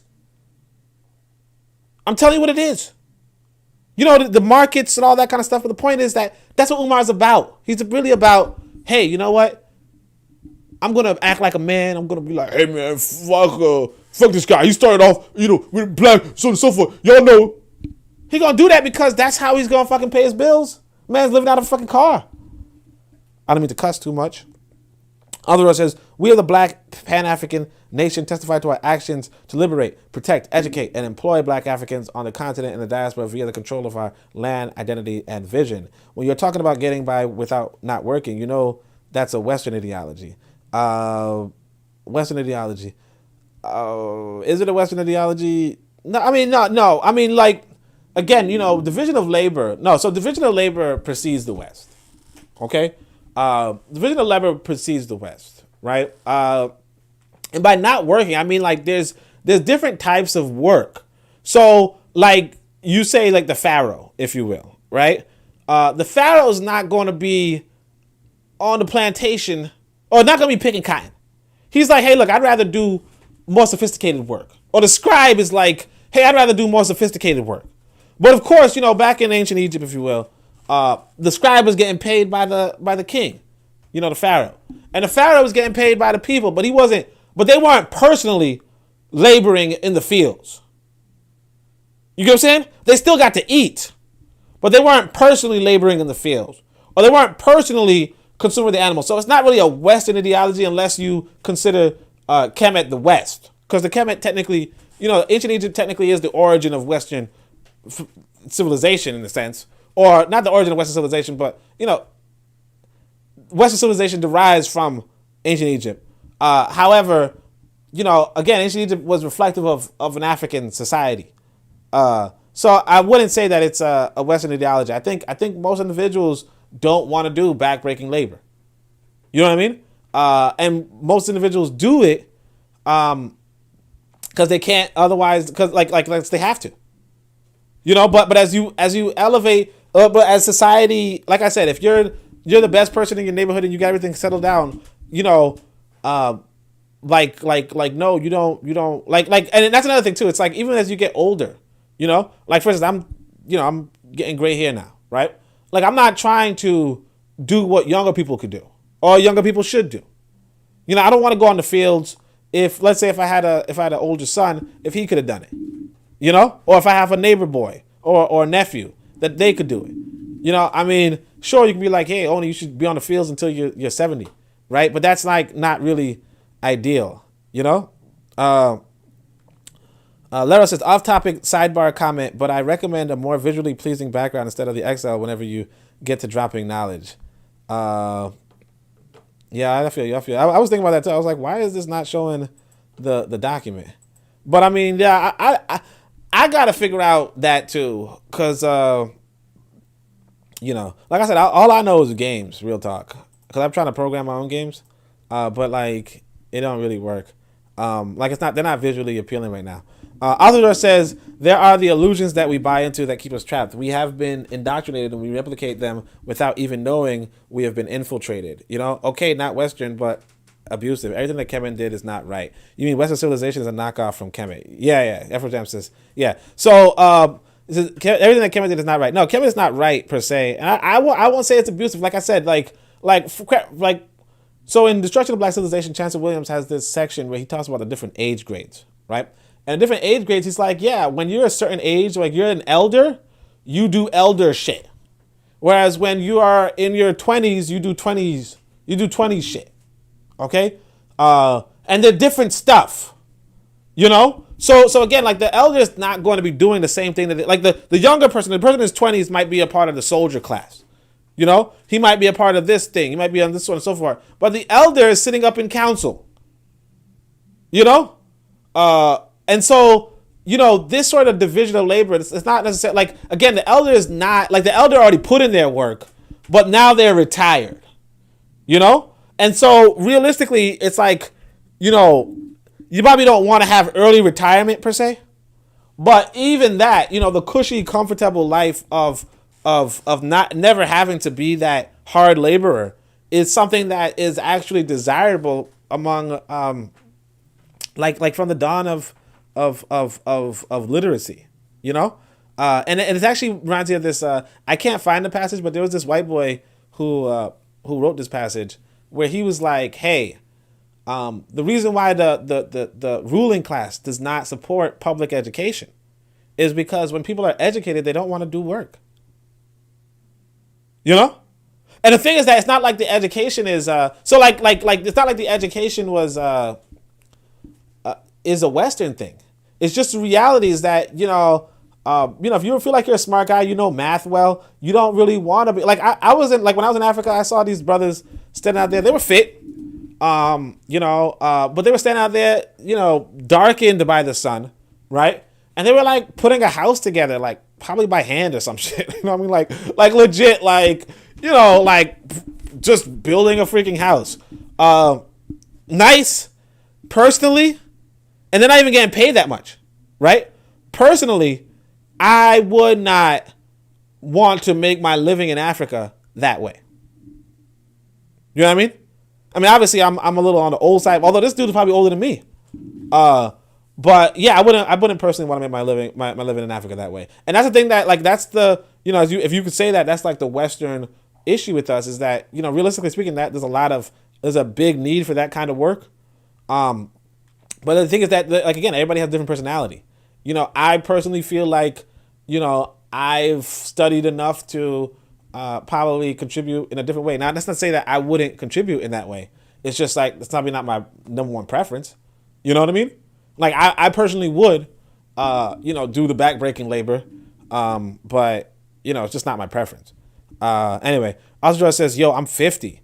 I'm ready to just philosophize, but I'm stuck in the grind, partially because I wasn't in the grind in my early life. Yeah, I feel you. That's what I'm saying. Like, that's the thing. It's like, but here's the thing. You see Umar Johnson, he's like, look, I don't have to be in the grind because black folk are going to listen to anything I say, you know? But anyway, this is Molefi Asante. Let's just cut this short with Molefi Asante. Let's see. Dr. Molefi Asante is one of the principal theoreticians. So this is Omawale Africa saying this. Dr. Molefi Asante is one of the, and if people don't know about Omawale Africa, we would consider him Asante's protege. Okay? This is what he wrote. Dr. Molefi Asante is one of the principal theoreticians who opened the way for a new domain of study and inquiry into African history and culture. The study of African life, wherever we find... Let me actually zoom this in a little bit. I don't know if you guys can see it well, but... I know my black ass can. All right. The study of African life, wherever we find ourselves, is the first step towards the development of any ideology or philosophy that can successfully guide African people towards reclamation of our victorious destiny. The project Molefi Asante has consistently dedicated himself to is the development and expansion of the field of black studies in the existing university system throughout the world. Asante is undoubtedly one of the most impactful and influential leaders of the insurgent black studies movement in the United States over the past 60 years. The Department of Africology at Temple University is an example of his substantial contribution to the overall intellectual development of African people the world over, but it does not constitute the primary vehicle of our political movement toward African liberation from European or Asian domination, where we find ourselves. Molefi Asante has stated consciousness precedes unity, although this was actually Kwame Nkrumah, but anyway. Molefi Asante has stated consciousness precedes unity. And as a means of raising consciousness, he has provided African people with a systematic, theoretical approach to drawing knowledge from the deep well of African history and culture known as Afrocentricity. By applying a disciplinary structure to Afrocentric theory, Asante has given us the blueprint to defend the Pan-Africanist intellectual movement from the hegemonic influence of the Western European and Arabian world. The objective of Pan-African unification has long been undermined by the diversity of ideological orientations that many African people have come to uphold as a result of the Ma'afa. While Afrocentricity should in theory serve as an instrument to alleviate this ideological schizophrenia within our movement, it is often rejected due to the presiding influence of Molese Asante wills over Afrocentric discourses within the pan-European academic system. The rejection of Asante, which led to the Afrocentric versus African-centric split among Pan-African intellectuals, is rooted in a history of personal failures, hurtful betrayals, and real relationships that Asante's ego has left in the wake of a 50-year intellectual career. Now, here's the thing. This dude's been doing this for 50 years. Okay? And now, people coming out. But all right. We'll continue, right? However, no substantive critique of Afrocentricity will reduce Afrocentricity to a cult of personality. The idea that Afrocentricity must be reduced to personality rather than recognized as a comprehensive system of ideas is parochial at best, and very few of the opponents of Afrocentricity would apply the same reductive logic to ideas consistent with Adam Smith, Karl Marx, Sigmund Freud, or Martin Luther. Ideas and philosophies must be evaluated by the guiding principles and assumptions that define them. Now, I'm about to show you guys this mulatto. This is mulatto who decided to use this, I think this phrase or something else, to say that Molefi Asante actually debated Kwame Ture around rejecting socialism, and Kwame Ture said, "You can't reduce Marx and them to this thing," and Molefi Asante was like, "Yeah, I can." And then the mulatto points out that was a part of that debate. So it's pretty interesting. Anyway, likewise, the framers of said ideas must also be judged by the guiding principles and assumptions they profess to uphold. There are far too many African people across the world who have been touched and moved to action once they have come to understand the ramifications of embracing Afrocentricity. And it's for this reason that Afrocentricity International must publicly disassociate ourselves with one of the co-founders of our organization and the most prominent voice in Afrocentric discourse, Dr. Molefi Asante. It is our position that Asante's rejection of race as the fundamental organizing principle for African people represents a betrayal of the Afrocentric intellectual tradition. So you hear that? The dude who starts Afrocentricity International, the dude who starts Afrocentricity as a philosophy, as an intellectual tradition, right? The dude who writes 50 books on Afrocentricity comes along and says, you know what? Race is not the fundamental organizing principle for African people. This is America. This is what I'm saying. You know, people will always say, hey, man, y'all said y'all going to hold the Democrats accountable. Where that? You can't even hold one of the premier black scholars. Like, you can't hold none of your scholars, in fact. Because I keep showing y'all the same damn clip over and over again where I say, hey, look, here's a respectable scholar, and look how they're associated with the FBA crowd. You can't hold nothing. And see, look, I'll be honest with you, I never really messed with Asante like that. Because, I was looking through his book catalog, and it's like African American history for African Americans, some shit like that. So I was just like, yeah, it's probably on that American Center tip. But here you have it.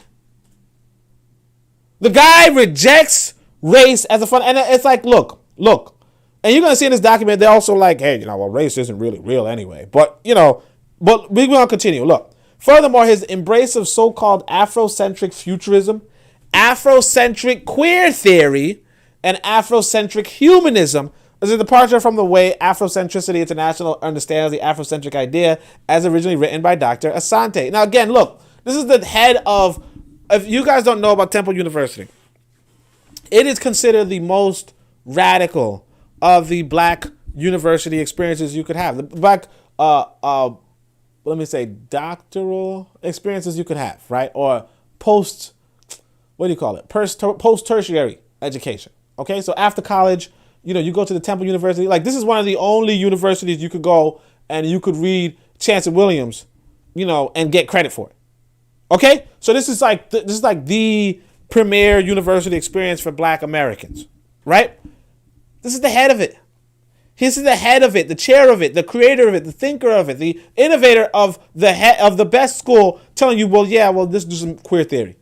Let's do some humanism. Let's do some futurism. Okay? Let's reject race. Our initial concerns about Asante's ideological devolution were first raised after his glowing endorsement of Portuguese writer Ana Monteiro Ferreira, right? Demise of the Inhuman, which is in hindsight was his first attempt at reorienting his discourse towards humanism and away from race. Asante showered Ferreira with praise as his champion from Europe for being bold enough to use Afrocentricity to ask whether or not there can be better, perhaps more human ways to approach the 21st century. As fate would have it, Asante has now come up with an answer to his own question with the release of his latest text, Being Human Being. Now, again, this was in 2021. So the guy writes a book, Demise of the Inhuman. I think he writes a book, or maybe it's her. I don't know. But then he writes another book in 2021. It's 2022. It's the 4th month of 2022. So he says, we began this work with the intent to transform. Actually, let me double check. Let me see what date this was written. Come to think of it. Oh yeah, March 30th. So it's not even April 1st joke, right? It says, we began this work. So this is him, Asante, and Being Human Being. He says, we began this work with the intent to transform race discourses so that we slow the pace of debating illusions and rather spend our time nudging the human community towards the idea of humanity. Thus, our subtitle is Transforming the Race Discourse, which speaks to the need to escape the entrapment of race itself. The falsity of race in biological terms has been demonstrated for decades now, yet it persists, and many of us have been participants in the language of racial relations, race interactions, and race disparities as a way of promoting the idea of a false reality. Okay? Dude writes this in 2021. You know, and the thing is this, if you know, it's like Arthur was talking about. He's like, hey, look, man, we need to have a code. We need to have a code. This dude, 60 years in the movement on code. Code don't mean shit. Because you can't hold this guy accountable to nothing. You can't hold your own people accountable to nothing. Like I said, if I want to go make a video game and I'm going to have orcs, you know, so on and so forth, or I'm going to even, you know, like I wouldn't do this. But let's say a black person know how to make video games and he says, you know what, I'm going to make a video game based off of the invasion of Africa. I know it's going to sell. Now, me personally, I wouldn't do that, right? But he says he's going to do that. What are you going to do about it? You can't do nothing. If you can't do anything against somebody, guess what? Like who gives a shit? It's like I think Harsh Reality Podcast pointed out the other day. He's like, look, man, you can say you want to be on code all you want. You can't force somebody to be on code. Like with the guys in the prison. You can be like, hey man, we're gonna be on code. We ain't gonna spit in each other's butts. You know, that's weird. We're not gonna do no queer shit. They punch you in the face and do it. What are you gonna do about it? What are you gonna do about it? You know, the nation is about monopolizing violence. Basically, the instrument of the nation is violence. It's communal violence. It's how you get. It's like I said about with the kid. You slap the kid. I don't mean to curse, but you slap your kid because you own the violence. You say, hey, look, man, don't put that stupid thing in your mouth. He's like, I'm putting it in my mouth. What are you gonna do about it? And then you just, you know, and he's like, all right, I'll take it out of my mouth. That's it.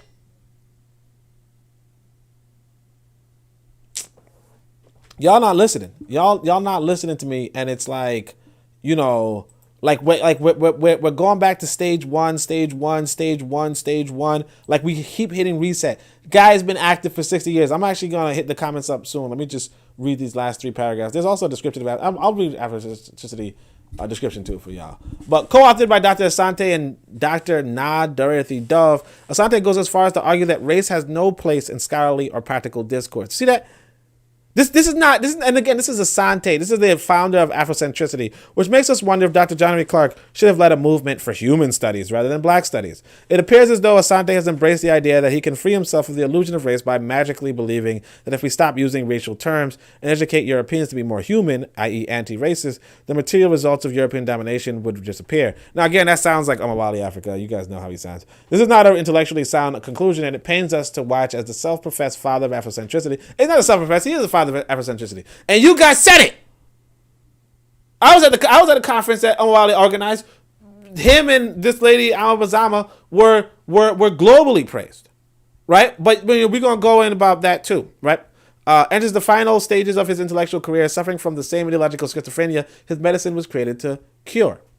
On matters of race, Afrocentricity International was continued to uphold the conclusions reached by scholars such as Alain Locke more than a century ago. While we disavow the biological reality of race, so you'd say I don't know why you would disavow the biological reality of race, but okay. We recognize the need to use race as a political and cultural stratagem to improve the material conditions of the segment of humanity that remains the most negatively affected by its creation, black people. Based on these and other irreconcilable contradictions between our organization and Malafia Sante's current political and ideological trajectory, this final chapter of his intellectual life is not a chapter Afrocentricity International is interested in co-authoring, for it represents an undoing of the Afrocentric idea as an instrument of African liberation. Either way, as an organization, we want to be made abundantly clear that Afrocentricity International still serves as a vehicle for rescuing and reclaiming the traditions, practices, and customs that were once held sacred by black people and shall once again be held as sacred through the achievement of the African Renaissance. Now, just as a respect for the Afrocentricity International, I'll just read this, okay? So if you guys want to know about an organization going on, Afrocentricity International supports the economic, cultural, and educational elevation of African people in an effort to create cultural consciousness. Its method is a Afrocentric and Pan-African, participating at the national and international levels in the creation of an advanced cadre of individuals whose aim is to bring into existence an African Renaissance. Its members are committed to do all that they can to encourage the rise of African consciousness and the creation of the United States of Africa in order to give back to Africa its greatness and sacredness. The motto of our organization is unity is our aim, victory is our destiny. May each one in the world be free from oppression and free to exist on their own terms. For it is a few try to oppress the majority and try to suppress it. Insanity and violence are bound to be present in the world. Afrocentrists, in the spirit of Ma'at, seeks peace, harmony, justice, order, balance, and truth. In the spirit of Marcus Garvey, Afrocentricity International is a global African organization devoted to building consciousness for the uniting of the African continent and the international rise of the victorious consciousness of the Pan-African community. Based on the theory of Afrocentricity, and the organization seeks to advance information and interpretation about the African world in the United States, the Caribbean, South America, Europe, and Africa. Afrocentricity International is committed to the creation of the radical African consciousness that demands freedom, justice, and reciprocity throughout the world. Now, you see this right here. I want Arthur Jordan to pay attention to this right here. This sounds like Arthur Jordan. But the reality is this. The founder of this organization turned against it. So what is the meaning of this organization? What is the meaning of this code if even the founder can just turn away from it? And nothing really comes from it. And I mean,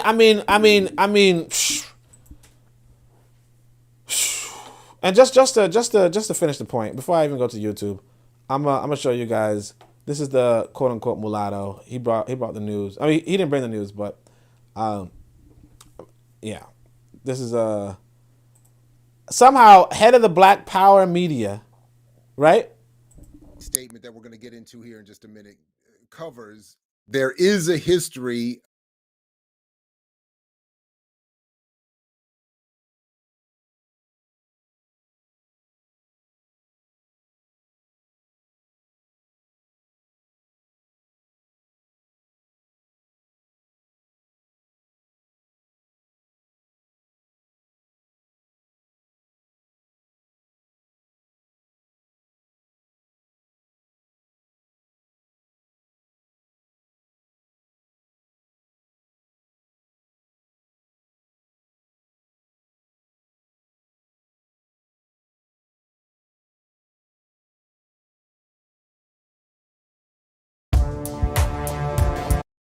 He wasn't very political. Well, they met in the Communist Party.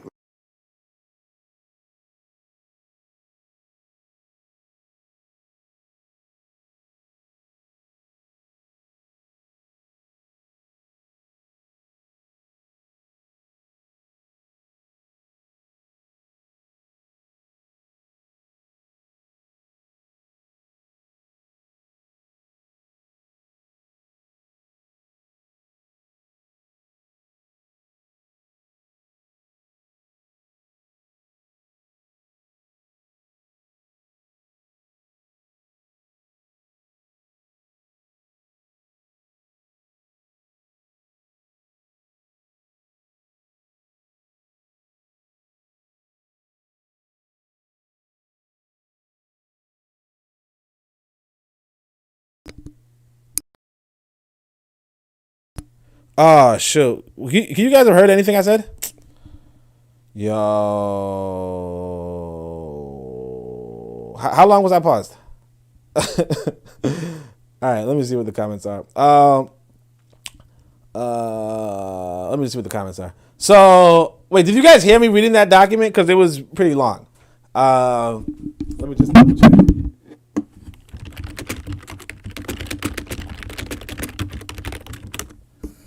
All right. All right, so let me see the comments. What do you expect of the Afrocentric educators that isn't employed at an African institution? Yup. Real Black Gentleman says, hashtag I'll never be a Marxist. Lero says, Buddy is approaching retirement. He needs somebody to fall back on, and it can't do it without his own people. Not excusing his lack of integrity, but but the thing is that's what I'm saying. Like, what do you expect to do if you do not have an economy of your own? You know, that's what nation building is really about. It's about building your own economy, having your own political structure for that economy, having your own culture to protect that economy. If you just say, hey, look, we're going to be on code, right? That don't mean shit. Because it didn't mean anything for Molefi Asante when he made it.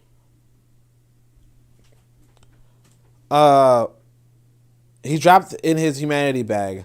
Arthur says, listen, after battling with so many of your race. Listen, after battling with so many of your race. Lero says, let me see. When you went to the video after the reading, there's a minute of silence. You should reread it. No, we heard it clear. Wait, what? What's going on? Wait, y'all didn't hear the document or you did? Just a minute of silence? All right. Somebody let me know. So Kofi says, no, we heard it clear. So I feel like you heard it. Others are saying you should reread it. I don't know why I would reread it. It's mad long. I mean, if you guys heard it, then I shouldn't reread it. Let's see. Let me go back to the comments. So, as a brother on Twitter brought up, the Asante was critiqued for his same kind of thing back in 1980. For real? And y'all stuck with him. In 1980 is 40 years ago. Lero says, so this may have just been his analysis the whole time and we just never really peeped it. Not that we, no, yo, where you get this we stuff? You must be French. Lero gotta be French. She's speaking French. Where you get this we stuff? I never ran with this dude. You know? Bobby E. Wright says, it sounds like he may be chasing the bag now. Wait, they kicked him out of his own organization. Now that's revolution. Real Black Gentleman, that's not revolutionary. That's just weird. Why the fuck was he in the organization to begin with? Bobby says, we should bust Molefi's head upside his head. Okay, I mean, if you want. You know, I'm not gonna, you know what I'm saying? Shit, y'all gonna have me canceled. All right, Bobby Wright says, Jared Ball, the Negro Marxist. I told you, not Negro. He's mulatto. But y'all don't want to hear me. Bittermaster says, it paused. Arthur says, I hear you. If the principles are sound and the work done stands, people will have the change of heart and allegiances. Look, AI International, as far as I can tell, they're supposed to be built. They were collecting money to build a center in Africa. I don't know if they built it yet, but they were doing that. I think they even built a school in Haiti, you know? So it's not like they like you don't have a record. The point is that at the end of the day, let's say this: he was the freaking leader. He was a leader. And allegedly he's been this way for 40 years. But who knows? I don't know. I personally don't know. I know that, for instance, we were reading this document. Make sure you guys follow Bit of Medicine Podcast. He's making this document. He was innovating the school system, and there was like this curriculum, and they were recommending Molefi Asante's book. You know? Of course, me, I was like, that's just like some American shit, but you know, it is what it is. But I'm saying that's you're always gonna find that in America. You're always gonna find that in America. As much as you may think otherwise, it's happening. You know, you can't name a brilliant American scholar who's not about this American shit. Cause see, that's what that Umar Johnson thing was about. Baruti's about it. You know, Baruti's talking, like, Baruti was at that same conference I was at. He's like, we gotta have sovereignty. You're not gonna get sovereignty in a freaking America. That don't make no sense. You know? Then Molefi Asante is like, hey man, you know, we gotta be about the African American identity. Shit, it's about humanity, really. So anyway, let me keep going. Principles of sound, so on and so forth. Real by Gentleman says, okay, Philly, stand up. Bit of Medicine says, no sound. Lero says, why can't we hear you? I think I accidentally pressed the mute button on the hardware. So then Real Black Gentleman says no sound PvP. I was trying to read through in order to just not pause and read the comments. And then the one time I don't do that, it's a thing. KW97 says, did people consider Glenn Ford black? Look, man, when I was like I said, one of the first reasons why I even got involved in the conscious movement, because I was sitting down and Michelle Alexander came to an event. I was working for a black bookstore. You know, he said hand out some flyers at a black event. I told him about a black event. And I said I can hand out some flyers, but it was in Harlem, so it really wasn't that smart. But I went down to the event with the flyers, and I watched Michelle Alexander and Cornel West and this guy Glenn Ford, and Glenn Ford's talking, and I'm sitting down in the audience, and I'm sitting down next to this black brother, and I'm like, and Glenn Ford is like, yeah, so we black people got to blah blah blah blah. And I look at the brother and I say, is he black? He's like, I don't know. He just keeps talking like he is, you know. And that's a confusion that happens in America, because like nobody's just pulling a card and saying, hey, look, man, you know what? You're really not that black. You know, and I'm saying like that. That's the thing with Amazama. You know, y'all don't want to hear it. Anyway, y'all don't want to hear that. But it's just weird. It's the same Nearly Fuller Jr. It's like, is he black? You know? Elijah Muhammad, it's like, is he black? And it's like, it's not like some reverse colorism where it's like, oh, they just light skinned. Cause see, I looked into it. Jada Pinkett Smith, some people would say, oh, she's not black. But like, I looked into her family history. Her mother probably mixed and her father probably black or something like that. So maybe she's just, maybe she's just light. So it's like, yeah, you wouldn't really hate on her. Like, yeah, like light skin, get it. But like this guy that I just showed you guys, Jared Ball, his mother's a white woman.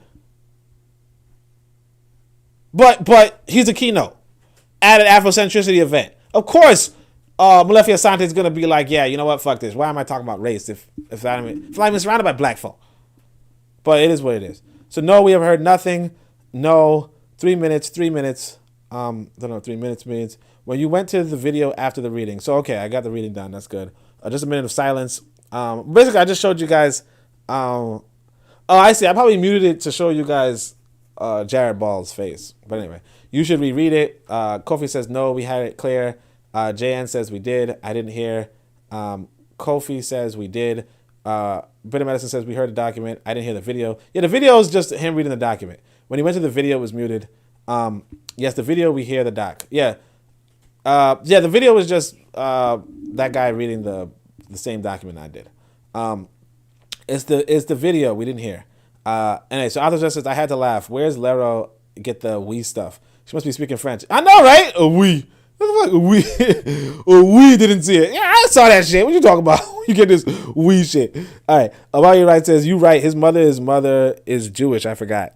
His mother is Jewish. Yeah. Arthur George says, Black African Liberation Movement. We need to come under the banner, invite all the come under the banner. BLM, and it's not about debating and excluding, but finding and promoting collaborations. Real Bad Gentleman says, the light-skinned irregulars on the front line of blackness. All the time, like the light-skinned and the mulattoes. See, like, I say, it's just, my thing is this. Like, real talk, if you light-complected, okay, that's probably a fluke. You know, that's probably a genetic fluke. You know, it happens. That's genealogy, right? But if you're a whole mixed person, you know? If you're a whole mixed person, why are you Black Power Media? Black Agenda Report? Like, it doesn't make any sense. You could be like Mixed Power Media or Mixed Agenda Report. Or at best, just be in the back of the fucking line. These are not the back, these are the front. And they could come to your face, and then a bunch of black folk will line up and say, yeah, I feel you, brother. Oh, that's my nigga. Stupid shit. I'm telling you what it is. Lero says, y'all haters, I read his work, my fault. Well, that's on you, Lero. See, I never read his work. Like, I just read the title and I said American shit. All right. Aldo says, one of the reasons the light skin appear at the front line is that they are born under the illusion, but in the time become clear how much of an illusion it is. Mixed Power Media, laughing at you, hell, no doubt, Buffer. Look, I mean, here's what happened. Gary came from Jamaica and said, you know, oh, the light skins are the ruling. Are not ruling, but they're like they're in the front.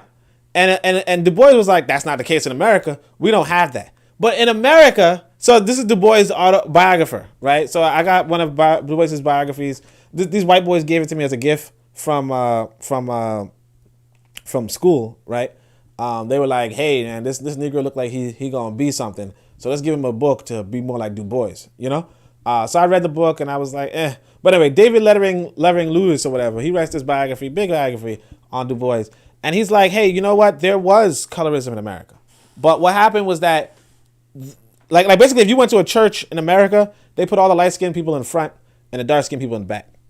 The light skin was better. It was like the paper bag stuff and all that kind of stuff, right? And but they just didn't say it out loud.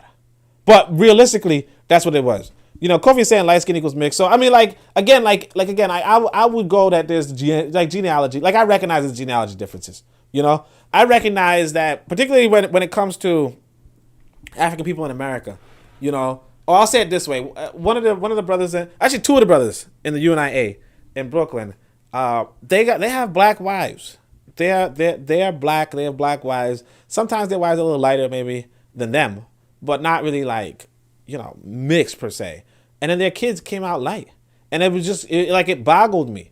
So it's just like realistically speaking, what happens is that quote unquote African diaspora does not have genealogical purity. And even if you do have genealogical purity, the reality is that, in order for the human species to come out of Africa, you have to have genetic mutations that cause biological differences or phenotypical differences. You have to have it. Because if you do not have that, then nobody would look different from another person. It's kind of like roaches. Well, I guess roaches, I don't know. Roaches kind of do look different from each other, but it's kind of like just the reality of the way how nature works is that mutations there's no such thing as mutations or phenotypical purity or phenotypical uniformity. Because technically if you go by the evolutionary standpoint, right? We would be lizards if not for mutations that change, that have phenotypical transformations. We would just be lizards. And not even lizards, we would be like fish. Or even not even fish, we'd just be like single cell organisms. So it's just that the fact that mutations happen and they transform things into things, like this happens. So that's just a reality of the circumstance that realistically, we are descended from this earth, but we didn't come to this earth as we are. And so transformations happen. And they have to have happened. And they happen over scales of billions of years and millions of years and thousands of years. But they happen in individuals such that, children will not always look like the blend of their parents. And their parents are not going to look the same because even though they're from the same species, even though they're from the same race, there was so much like essentially the phenotypical, the genetic variations are just a reality. But that's just all I can say. Bobby Wright says Black Power media always invites white socialists, so-called radicals on the platform. Of course it does. Of course it does. I mean, but the thing is this: you could be Black Power media, right, and invite all the white folk you want. The issue is that a black person will say that's Black Power media and go on to it. The issue is that this gentleman is on black platforms. Like I said, I was invited to this event with Afrocentric International. It's the Garvey event a while back, right? Jared Ball is a keynote speaker. So I was in the back room. I got me some tickets.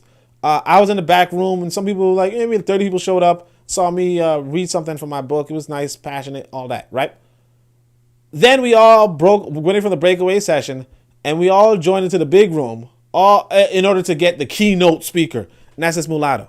There's no problem with a white person getting up and saying, hey, this is the voice of Africa. No problem. The problem is when black folk say, here's this white person who's telling me who's the voice of Africa. That's the problem. Then the gender dynamics involved with race mixing. Yeah, they always got a cracker on or one day talking about. Stop tuning in. You should see. I'm saying let her stay admitting her L's. Why would you tune in to begin with? As soon as this person comes in front of me and says, I'm the leader of Black Power, I'll be like, okay, that don't make no damn sense. You know what I'm saying? Like it's like I mean, like, see, at least Glenn Ford wouldn't always be in front of you, and he got a voice, like he speaks with a cadence where he's all, and now today, you know, I don't know how he does it, but you know, you're like, okay, I don't know where the fuck he's from, but this is weird. So but like as soon as you see this motherfucker, you say, yeah, no, this doesn't make any sense. It's not a leader. But anyway, y'all got me. Lero says cracker type rather. Lero Jack Bennett says I liked his first Hate Harder mixtape. Real Black Gentleman, that's what I'm saying. That's what happened in America. Y'all slipping. It's like y'all just admitting the L's too. It's like, yeah, man, I liked his work. I put him up there. That's why this motherfucker could be a keynote. And my black ass still not like shit. You gonna anyway. But yeah, that's it. Those are the Fan Africanists for the week. I hope you guys enjoyed the program. All that jazz. Make sure you guys drop a like. I see that I got 10 likes, so at least 10 people of a billion African people.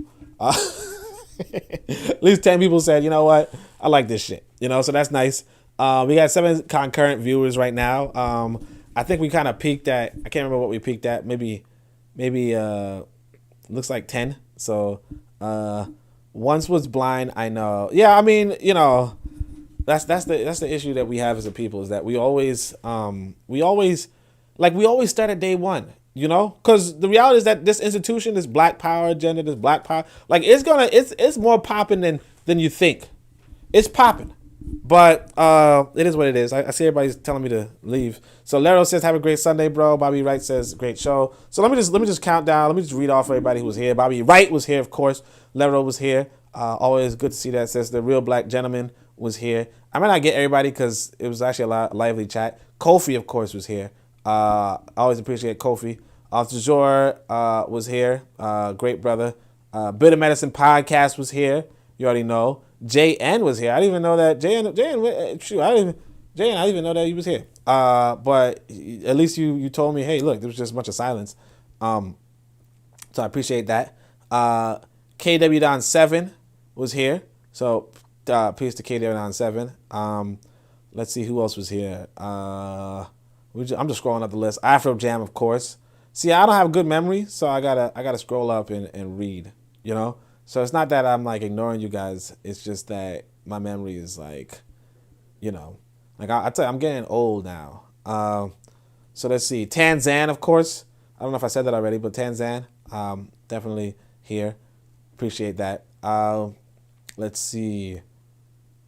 I think that might be. Oh no! See, I can't even scroll up anymore. So that was a whole chat that I could recall. Was there anybody else though? Oh, Harsh Reality Podcast, of course, was here. So yeah, I appreciate everybody for coming through. Kofi says great stream as always. So until next time, of course, Shem Hotep, Anku Ja Seneb Neb, Amen, Ma'at, Dua Necher.